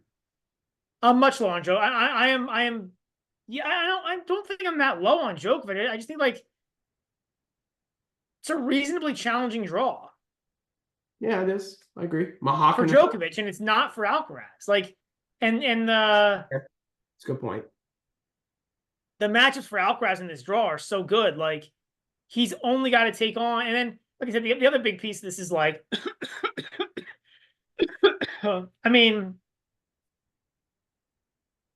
if Dimitrov is full on playing well like normal Grigor, then he's a real threat to both Alcaraz and I think Novak. If he's All right. not, then he's not. There. Even healthy Dimitrov, I don't think really poses that. I mean, Dimitrov beat Alcaraz on hard, pretty similar surface. Yeah, I mean that was like literal, like probably the best match I've ever seen Dimitrov play, like in his career. Like that was insane. Like that match was ridiculous, and then to replicate that over 5 sets when probably Alcaraz, I mean, he played decently, but he didn't play like great. You know, like if Alcaraz raises his level, like I just can't see it over 5 sets. And then Novak, he destroys guys with one-handed backhands. You know, especially over 5 sets. I mean, which guys with one-handed backhands does he destroy? Federer. I mean, but now we're talking like years ago now. You know, I don't know, man. I don't. Yeah, I don't know that I buy that. Okay. I just think the slices is not like, it doesn't impact Novak too much because he's just so smart in how to deal with it. It's not just that he plays further up in the court, right? He plays a little bit more like tactically. He plays further up in the court. He obviously bends super well, right? He's super flexible. Like there's reasons why he deals well with the slice. So I agree with you on that angle of it. I just, yeah. Okay. I tend not to just say, okay, Djokovic had a good record against Federer, hence he destroys one-handed backhands. Okay. All right. I mean, especially Dimitrov's because of the slice. Like, I just don't think it against Novak. You have to kind of impact him on each shot, and that's kind of why I think Mahak has a better chance to beat him than a Dimitrov, for example, just because like he can attack on each ball, whereas Dimitrov like needs to wait for the right ball to attack. Okay. So, yeah. But so your closest play is Alcaraz at even money. I don't have a play. I mean, I was thinking about Lechka or Mahak at 25 to 1. No, my play is Lehechka at 25 to 1. That's my play. And then I'm close to also putting something on Alcaraz just because of the draw, man. Like that draw is so good. I think just because like I don't think Korda can stand up to him physically. I don't think Dimitrov can stand up to him physically. I don't think Draper can stand up to him physically. So you're left with basically, I don't think Mahak probably can't either, given his propensity for retirements in his career. So you're left with like what? Like Djokovic? Okay. All right, but like if Alcaraz plays Djokovic in the quarters, like do you think these lines are flip-flopped given the draw difference? No. I think Alcaraz would be a favorite against Djokovic. I mean, it's hard to say, but there's nothing like. I mean, the last time we saw those two guys play, Alcaraz beat the crap out of Djokovic at Wimbledon. Grass and Djokovic was playing a lot worse. I understand, but like, I don't see. I obviously depends how the guys are playing, but I doubt that you'd see Djokovic come into that match as a favorite. But this court historically has been way better for Novak than it has from Alcaraz. Like a quickish hard court is probably the worst surface for Alcaraz, where it's probably the best for Novak. Yeah, but I'm just thinking like back when they played at Cincinnati, right? Wasn't Alcaraz a slight favorite when they played at Cincinnati a couple years ago? Obviously, it's a little bit of time back, but pretty like, close to pick 'em. I mean, I don't think this is going to be more than like minus 150 in either direction. I think it's going to be pretty like, I would think it'd be somewhere in like the, I would think it'd be somewhere in like the minus 140 plus 115 range. So I'm not saying it's going to be a massive, I mean, and obviously there's a lot in between now and then, right? It's like I think it's close enough. Like it depends on how the two play and yada yada, and like if guys, if and a whole lot of factors. But I do think that like aside right now, I think Alcaraz would be priced as a slight favorite over Novak, and yeah, I just think I'm torn because I think Djokovic has the way tougher draw, as you mentioned. But I think Djokovic should be the favorite in this quarter. So that's kind of where I'm at. But the I can understand that take. I hear your take. Like Alcaraz, like quick hard courts have never been good for Alcaraz. I don't like. I'm not like I was not excited. Like I looked at I ran some numbers on it, and I have Alcaraz like a little over 50% to win this quarter, which makes him a hit. It's kind of on the edge of what I want to play. And I look at it and I keep staring at it because I don't really want to back it to your point. But like it's just this draw, like is I just keep going back to his draw. road Like to it's the quarter is easy, no doubt, right. no doubt. And like if Djokovic doesn't get there, then he's a pretty big favorite. Right, right. And Alcaraz has been so good in slams he's been so good at slams at like battling through tough matches. Like the only time he wasn't was Boric last year, which I mean that to me still seems like a flash in the pan, right? Like yeah, that's a flash in the pan. I'm not gonna like think that that's a trend. Like no. So yeah. All right, let's go to the bottom quarter here. So we got where is it? Casper Ruud, number 60. He'll play Hame Munar. Bashilashvili, the Bashman, will play Jakub Mensik. happy to see the Bashman back, just so we can bash him some more. Yeah, but he qualified. He got through. I know he qualified, yeah. Just bashing, so it's good. Good for him. Jerry Shang will play Fokina. Damn. Struff will play FAA. Tabilo will play Carballes Baena. James Duckworth will play Big Dom Stricker. Kei Nishikori will play Tiago Montero, aka me. Chris O'Connell will play Tommy Paul.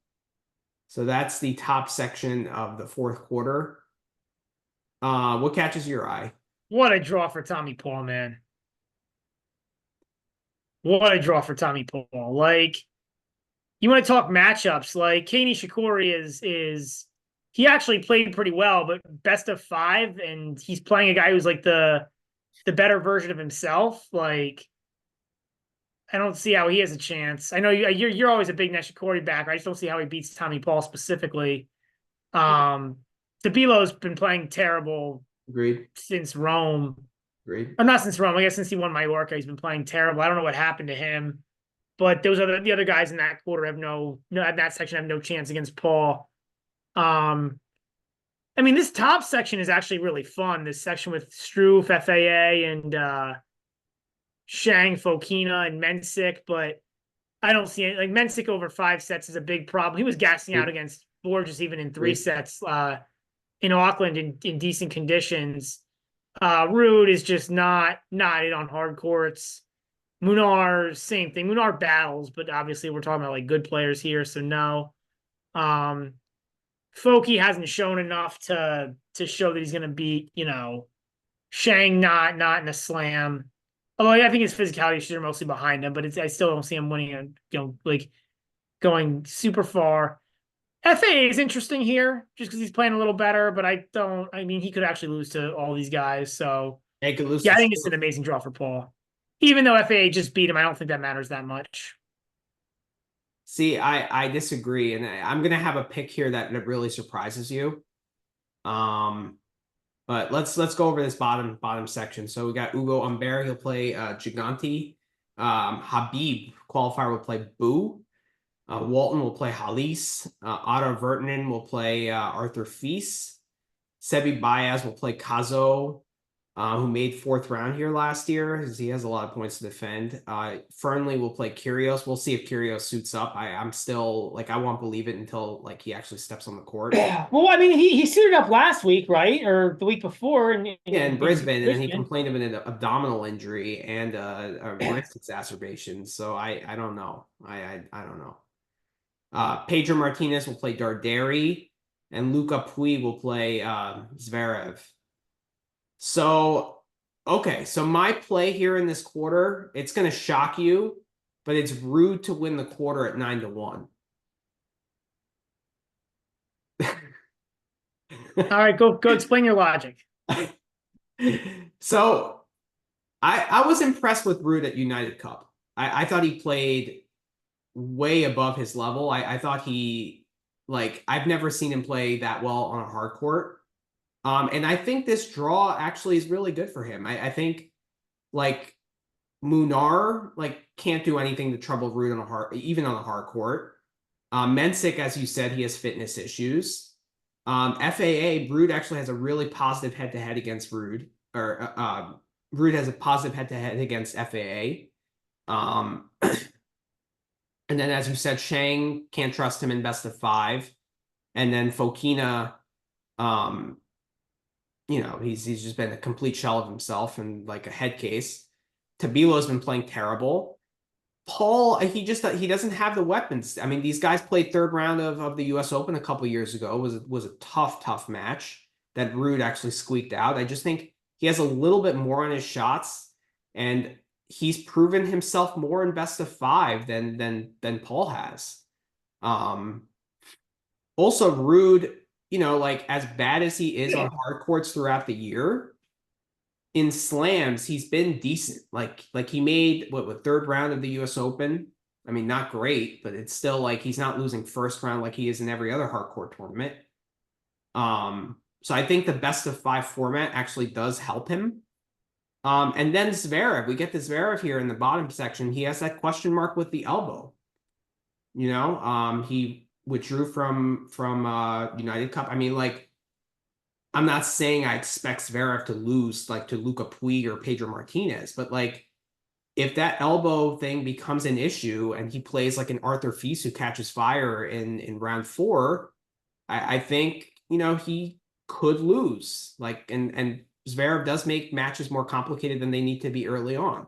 So I think it's a good draw for Paul up to that match, but I think Rude Paul is pretty 50-50. I actually give the slightest of edges to Rude in that matchup.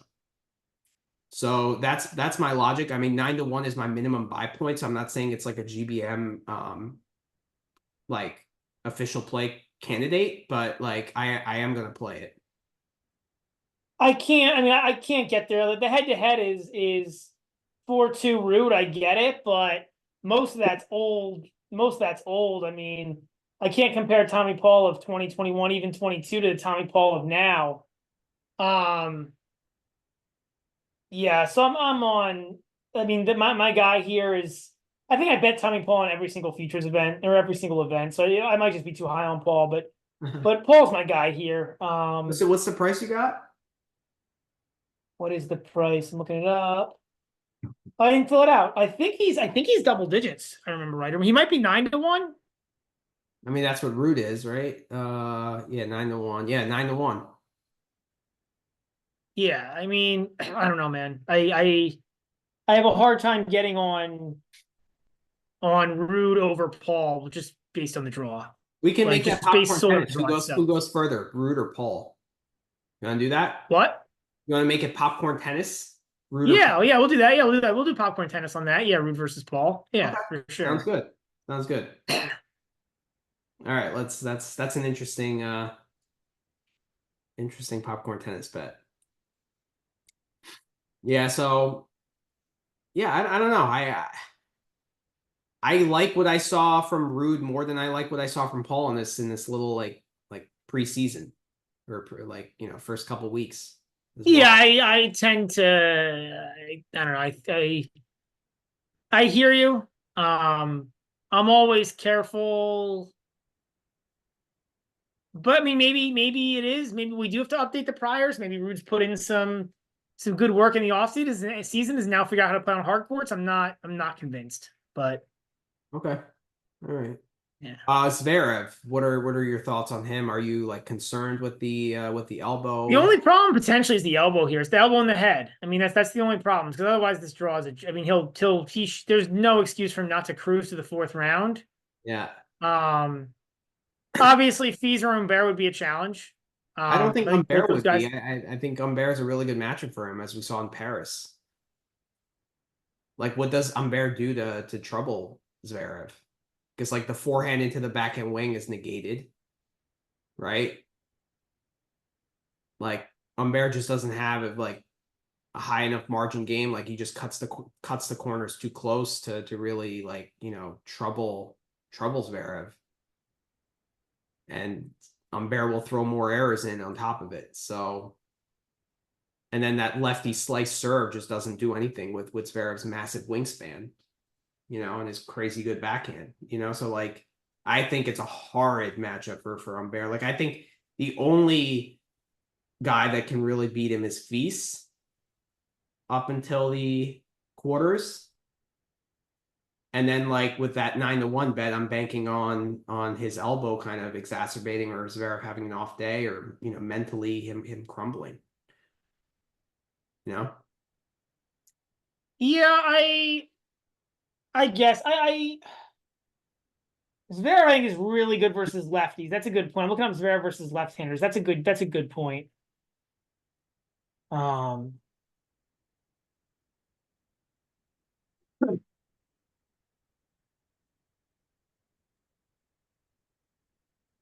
Mm-hmm.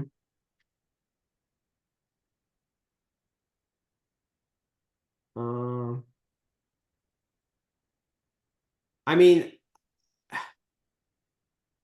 I'm not gonna bet it just because of the elbow question mark, but like I think Zverev at plus 125 is a better play than Alcaraz at even. I think they're both. I would agree with that, and I would be playing Zverev if not for the elbow. Okay. All right. Okay. I Fair. mean, I'm thinking about it still, even with it, Yeah, like I know.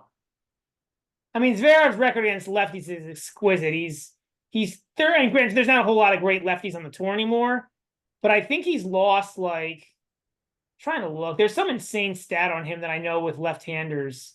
I mean, the only Uh, lefties in this section are Humbert and Tabilo. so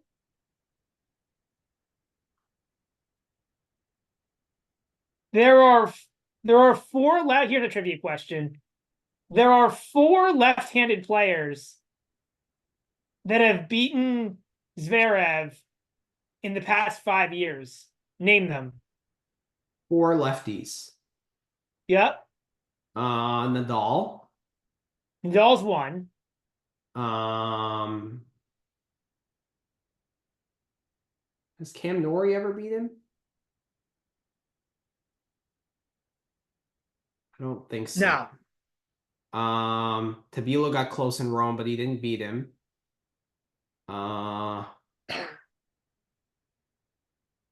you give me a hint? Are they at slams? So one guy we just talked about.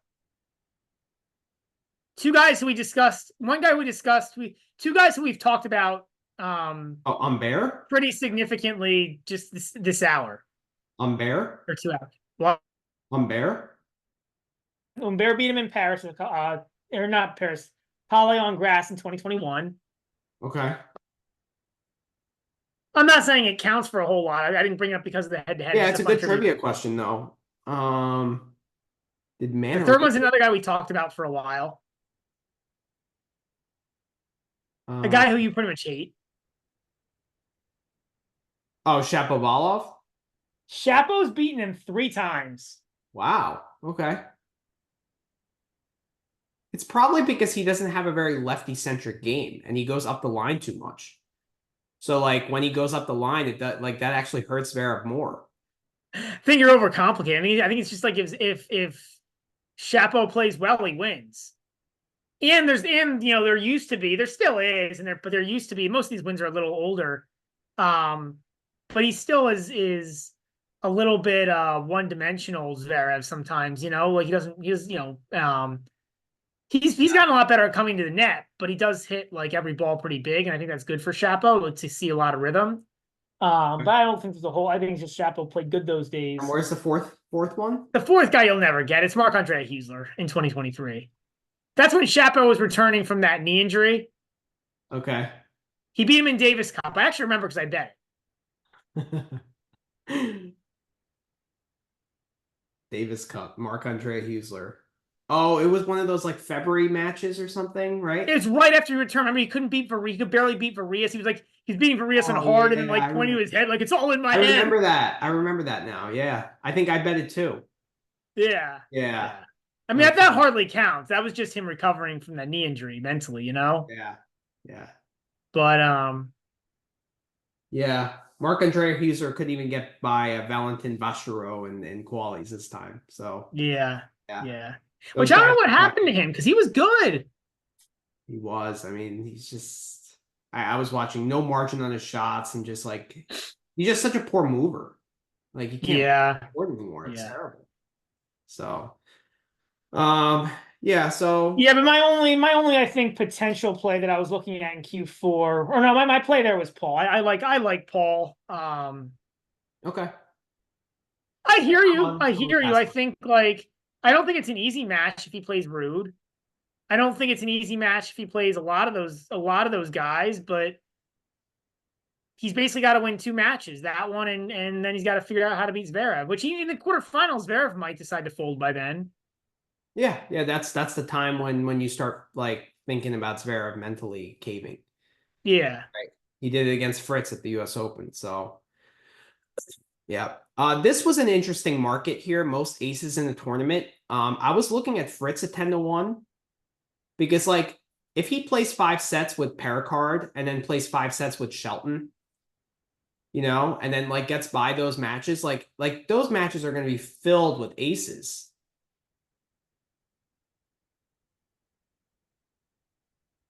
I like the logic. I think this one's really tough. I think this is a really tough market to bet into. I probably will just stay away. I think there's I just don't I don't know how to quantify the pricing here. I'd agree. I mean, Zverev was the other guy I was looking at just because like of his chance to advance far in the event. But the thing is, I feel like he's going to play too many 3-setters versus like. Oh, I don't know if you should ever count on that with Zverev. Zverev will find a way to get some. Yeah, that's true. He'll find a way to go 4 or 5 sets. It's true. Yeah.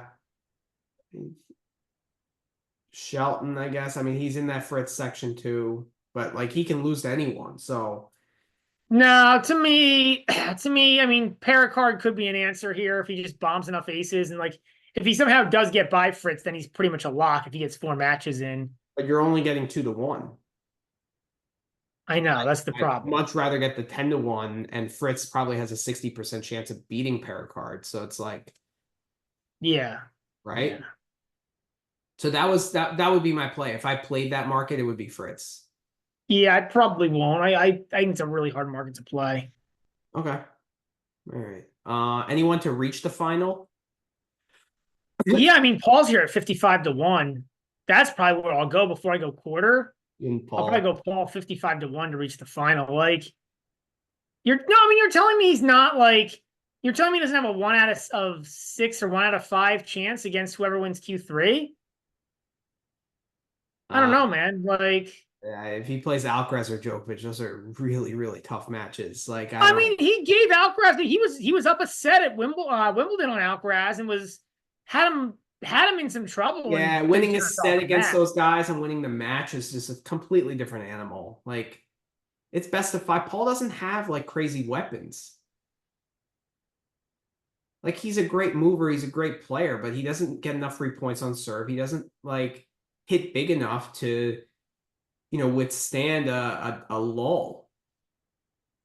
But that's why you're getting 55-1. Like, I'm not saying I think Tommy Oh, Paul's gonna make the I final, need right? 100 Like, to 1. I need 100. like I think it's probably like 1 out of 30 or something, you know? Like, Okay. All right. I mean, I agree with you that he should be priced higher than or better than Sissipas or Pericard. So like if you're going with that logic, I'd get it, but no. Not for me. Uh yeah, I don't really like anything here. Honestly, it's Sinner at minus 150 is like the best for me. so tennis wise, I completely agree. I think Sinner is actually way undervalued here from a pure tennis perspective to reach the final. But my problem is that she's just like Itis. Itis is just has such a good record against him that, you know. Yeah, yeah. Itis. I mean, how is the food in Australia? I wonder how like the food court is. Like we should like, measure the contaminants in Yeah, that's what we need to the do. That's yogurt. that's that's the that's the real relevant research here. I know. I know. Forget tennis abstract. Yeah. Itis. Not Yeah, an easy. nothing there. I mean, I never play that market. Field, no. I mean, the problem is Sinner. Like, if Sinner's actually play, like, I mean, really, real talk. Like, outside of injury, like outside of like Sinner breaking down physically, whether that be injury, illness, fatigue, Yeah, like he's the play here at plus 135. I Like, agree. outside of those things, like he's just like it's just like such a crappy tournament because like these hardcore tournaments, like the only guys who I actually think the only guys who even could beat Sinner are Djokovic, Alcaraz, and Zverev. That's it. It's end of list. Yep, I And agree. I don't even think that like I don't think that any of those guys are particularly likely to be honest. I don't know what Djokovic does to beat Sinner at this point in his career. Like maybe he's able to figure it out, but I don't see it. I mean, Like he's Alcaraz always can, but he live has because to. he's Djokovic, but like Alcaraz obviously can, but he has to play a flawless match with like no mistakes I mean, and I would say Alcaraz is the most likely because Alcaraz has yeah. shown that, like, at least in the past year, like, at least he can stand up to Sinner weapons wise, and like he can do the combination of standing up to Sinner, like weapons wise and athletic wise. I agree. I agree. Yeah, Hard courts aren't good for him, but at least he can stand up in like the basic areas.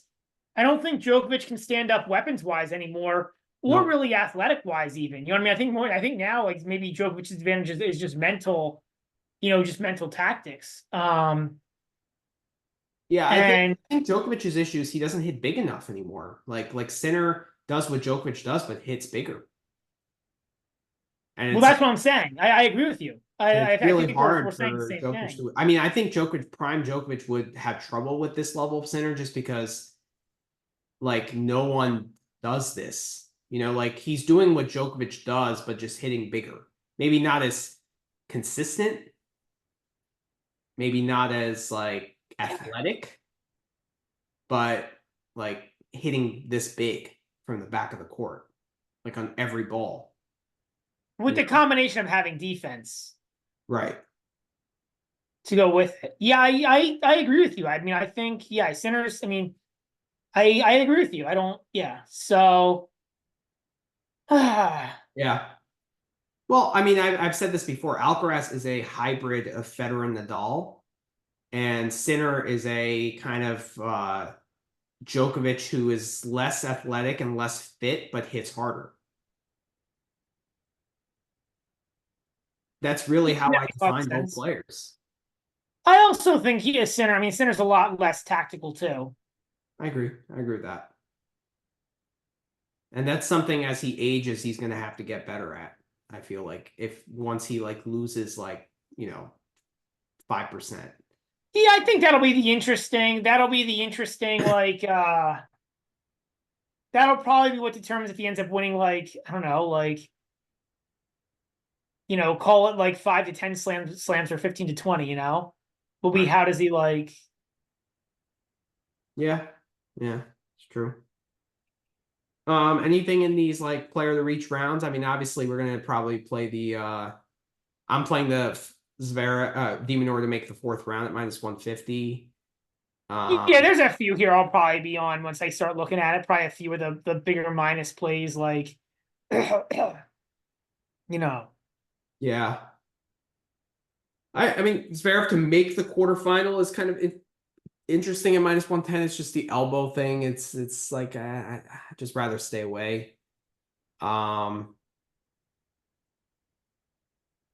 know Feast and Shelton I can't just because of how inconsistent they are.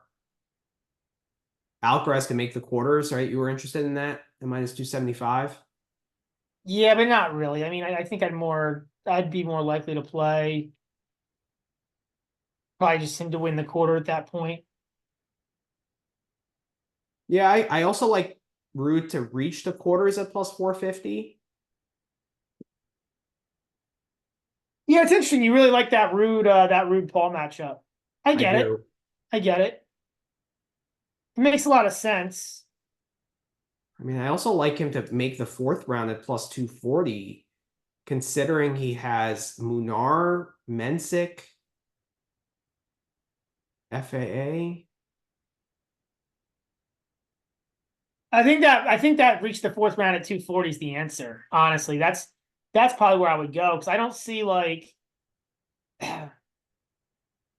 outside of like I really think Mensah's gonna have a hard time beating him in best of fives. If I remember right, didn't they play last year? Didn't Rude basically gas him out? Or was that Shang that Rude gassed out? I can't remember which I one of think them it it was was. Shang at the US Open, he gassed Yeah, I out. think it was Shang. Yeah. Yeah. Yeah, you're right. No, no. What's his name? Nuno gassed out Mensah. Right. Um, Yep. Yeah. But Rude gassed out Shang at the US Open. yeah, I mean Rude's that's not a problem for Rude, so Right. Yeah, I think Rude can outlast Mensick, especially Mensick played a long week. Like, and he hasn't proven he could like back up like good week after good week, So I'm probably also gonna hit that. So Medvedev, I'm staying away with due to the question marks. Dimitrov staying away with the health. Rune, like he can win any, like he can lose any of these matches, honestly, right? Like, who does he have in the first round again? I don't think he can lose in Oh, the first round. Zhang. But then Berrettini or Norrie. Actually, Zhang could be kind of tricky if Zhang plays well. Zhang hasn't proven That's a it. tricky Wow. section. That's a fun little section. It is. It is. Yeah. Draper, too many health concerns.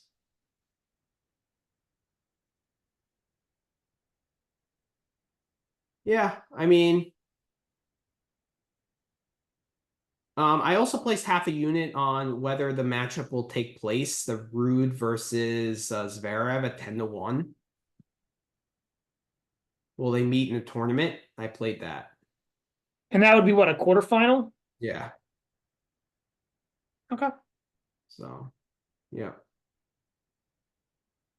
To meet in the tournament +175, but we like the +275 much more, right? The Demon to lose in the quarters. Yeah, yeah. Right. So, yeah.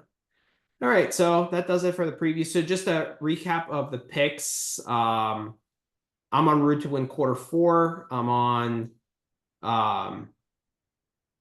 the Demonor to lose in the quarters at +275. That's a GBM candidate. You'll work your numbers. I'm on Demonor to make the fourth round at -150. I'm on Arnaldi to win quarter two at 100-1. And we have the popcorn tennis Rude versus Paul in quarter four, right? Yeah, I think those are the two main plays I have. Are those two? And then did I have anything in You're on Lechka, right? Q3? At 25. Right, I let you in Q3 at 25. Yep. Yep.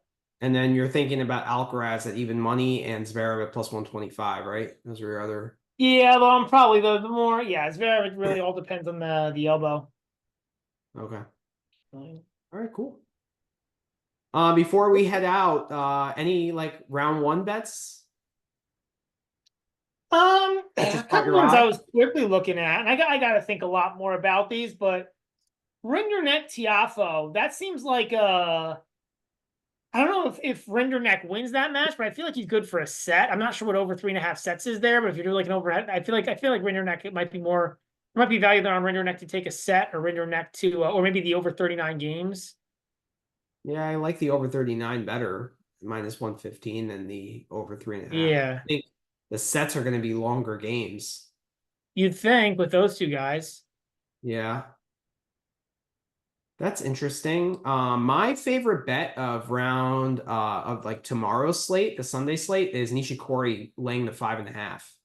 I absolutely love that. I think that's a fantastic matchup for Nishikori. Nishikori is excellent against lefties, and like Montero just doesn't have a game that can like deal with Nishikori from the back of the court. And that backhand Yeah, down I'm the line is disappointed to gonna see be fees at boring. 6.5, 6.5 game favor against Burton. Because it's I thought that I think that would be like Burton is he's so much better indoors than outdoors, but 6.5 games is a lot for a guy against a guy with that big of a serve. Um, What? Jessica could be interesting, man. Hugo Gaston on a Wait, hard court. wait, what match were you talking about there? I was talking Burton and fees. Oh, okay. I'm disappointed. It's 6.5 games. I thought that I was looking at back fees there in that match against Virtanen. Oh, so I have two But bets in that match. but I got the Vertinen set one money line at plus 240, I don't. and then I got I Vertinen. hear you. I mean, it could end up being just a ball bashing match, but I don't. If it's gonna be windy, that's really bad for Viernan. I also have him to win a set. I mean, Vertinen, he performed well at the U.S. Open, and then like Feast, if you look at his tennis abstract, Feast has not won a slam match in straight sets, I think, in his career. Okay.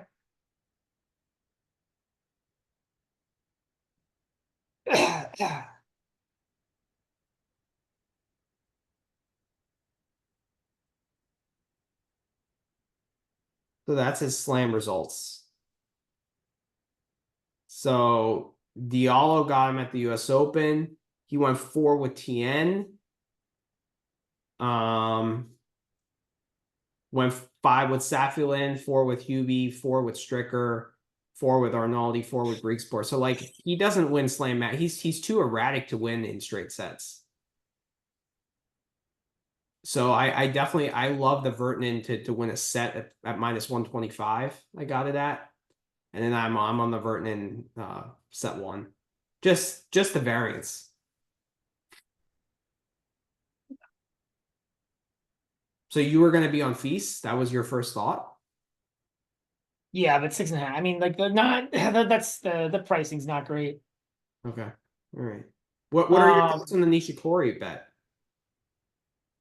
I gotta think about it more, but it makes a lot of sense at first glance. Yeah, it makes a lot of sense at first glance. Okay. Um, I'm on Pedro against Arderi, but I got a better price. I got minus 120. This now it's starting to get to the point where it's not that appetizing anymore. yeah. I don't really want to lay games with Pedro. Komasana's still a dog, right? This isn't the Sunday Almost slate anymore, probably, but that's Komasana's the still a dog. Monday. Uh, yeah, plus 110. That's a GBM play. Yeah. What is Paul? It's probably a terrible price, but what is Paul minus a set and a half? It's O'Connell.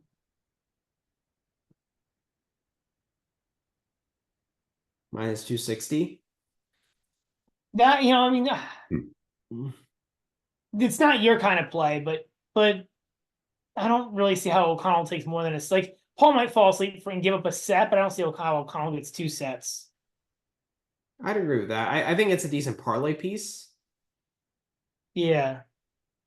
Um, oh, another bet I'm on tomorrow is Dugas plus 6.5 against Yoshi. So the last time Yoshi won a straight set match was 2023 Australian Open. Last time he's won a straight set slam match. Okay.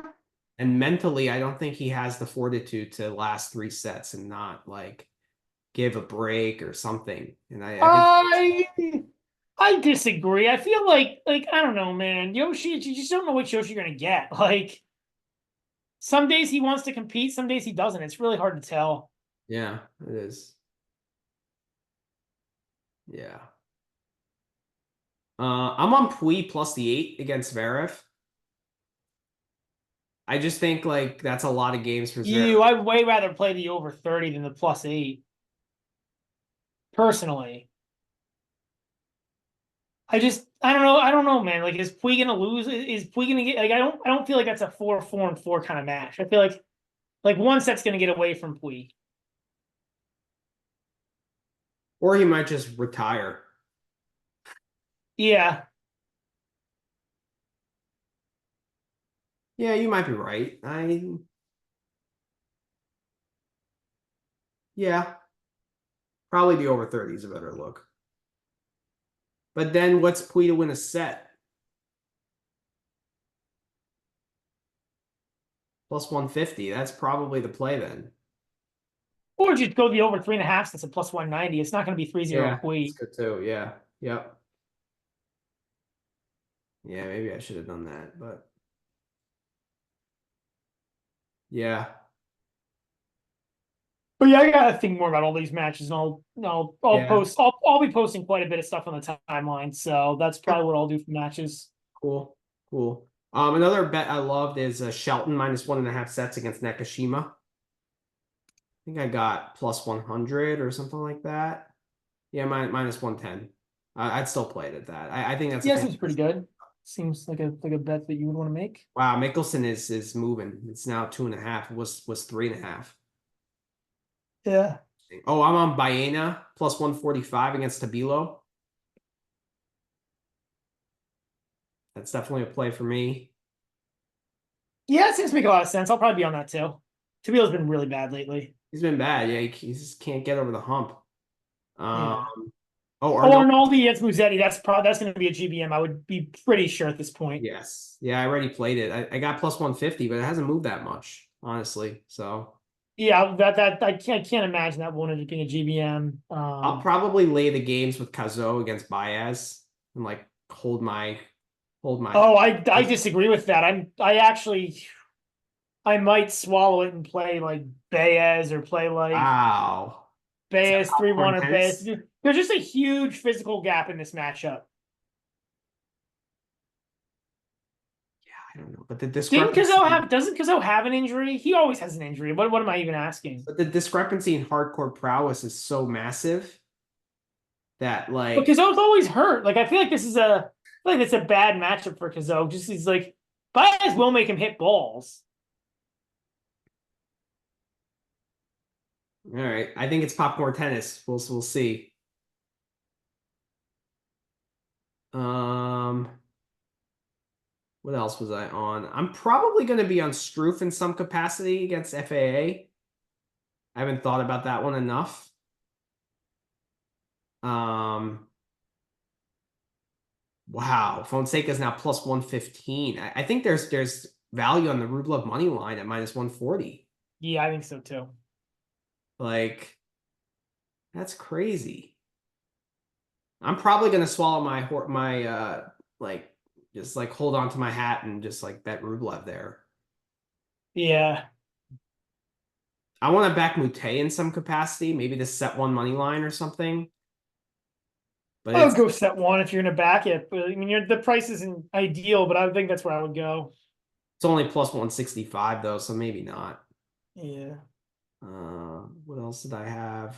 Garin Coric seems like a complete 50-50 match. I might back Garin at plus 130. That's a Okay. thought. Pericard is only minus 125. That's probably going to be a play for me. Yeah, I mean, I would think I think Monfils has got to be exhausted. Yeah, But it sucks. It's such a I just think it's a really, really, really bad matchup for Pericard. I know. If Monfils is fresh, like that's it's pretty good. Ooh, Kecmanovic Lajovic, man. I might have to back Lajovic there in some capacity. I was thinking the other way. I was thinking of laying the 6, honestly, with Kecmanovic. Like, I don't know. I like you said that Kecmanovic didn't play poorly against Korda. It's not like he's playing that badly right now. I just think it's a coin flip against literally every single guy he plays. Kecmanovic almost like he's just like it's just like is he hitting the ball in or is he hitting the ball out? Like Funny. Berrettini Nori, you talked a little bit about with tidbits on the Twitter chat. yeah, that still might be a good price on Nori to be honest. It's kind of getting it's not this opened up over plus 200.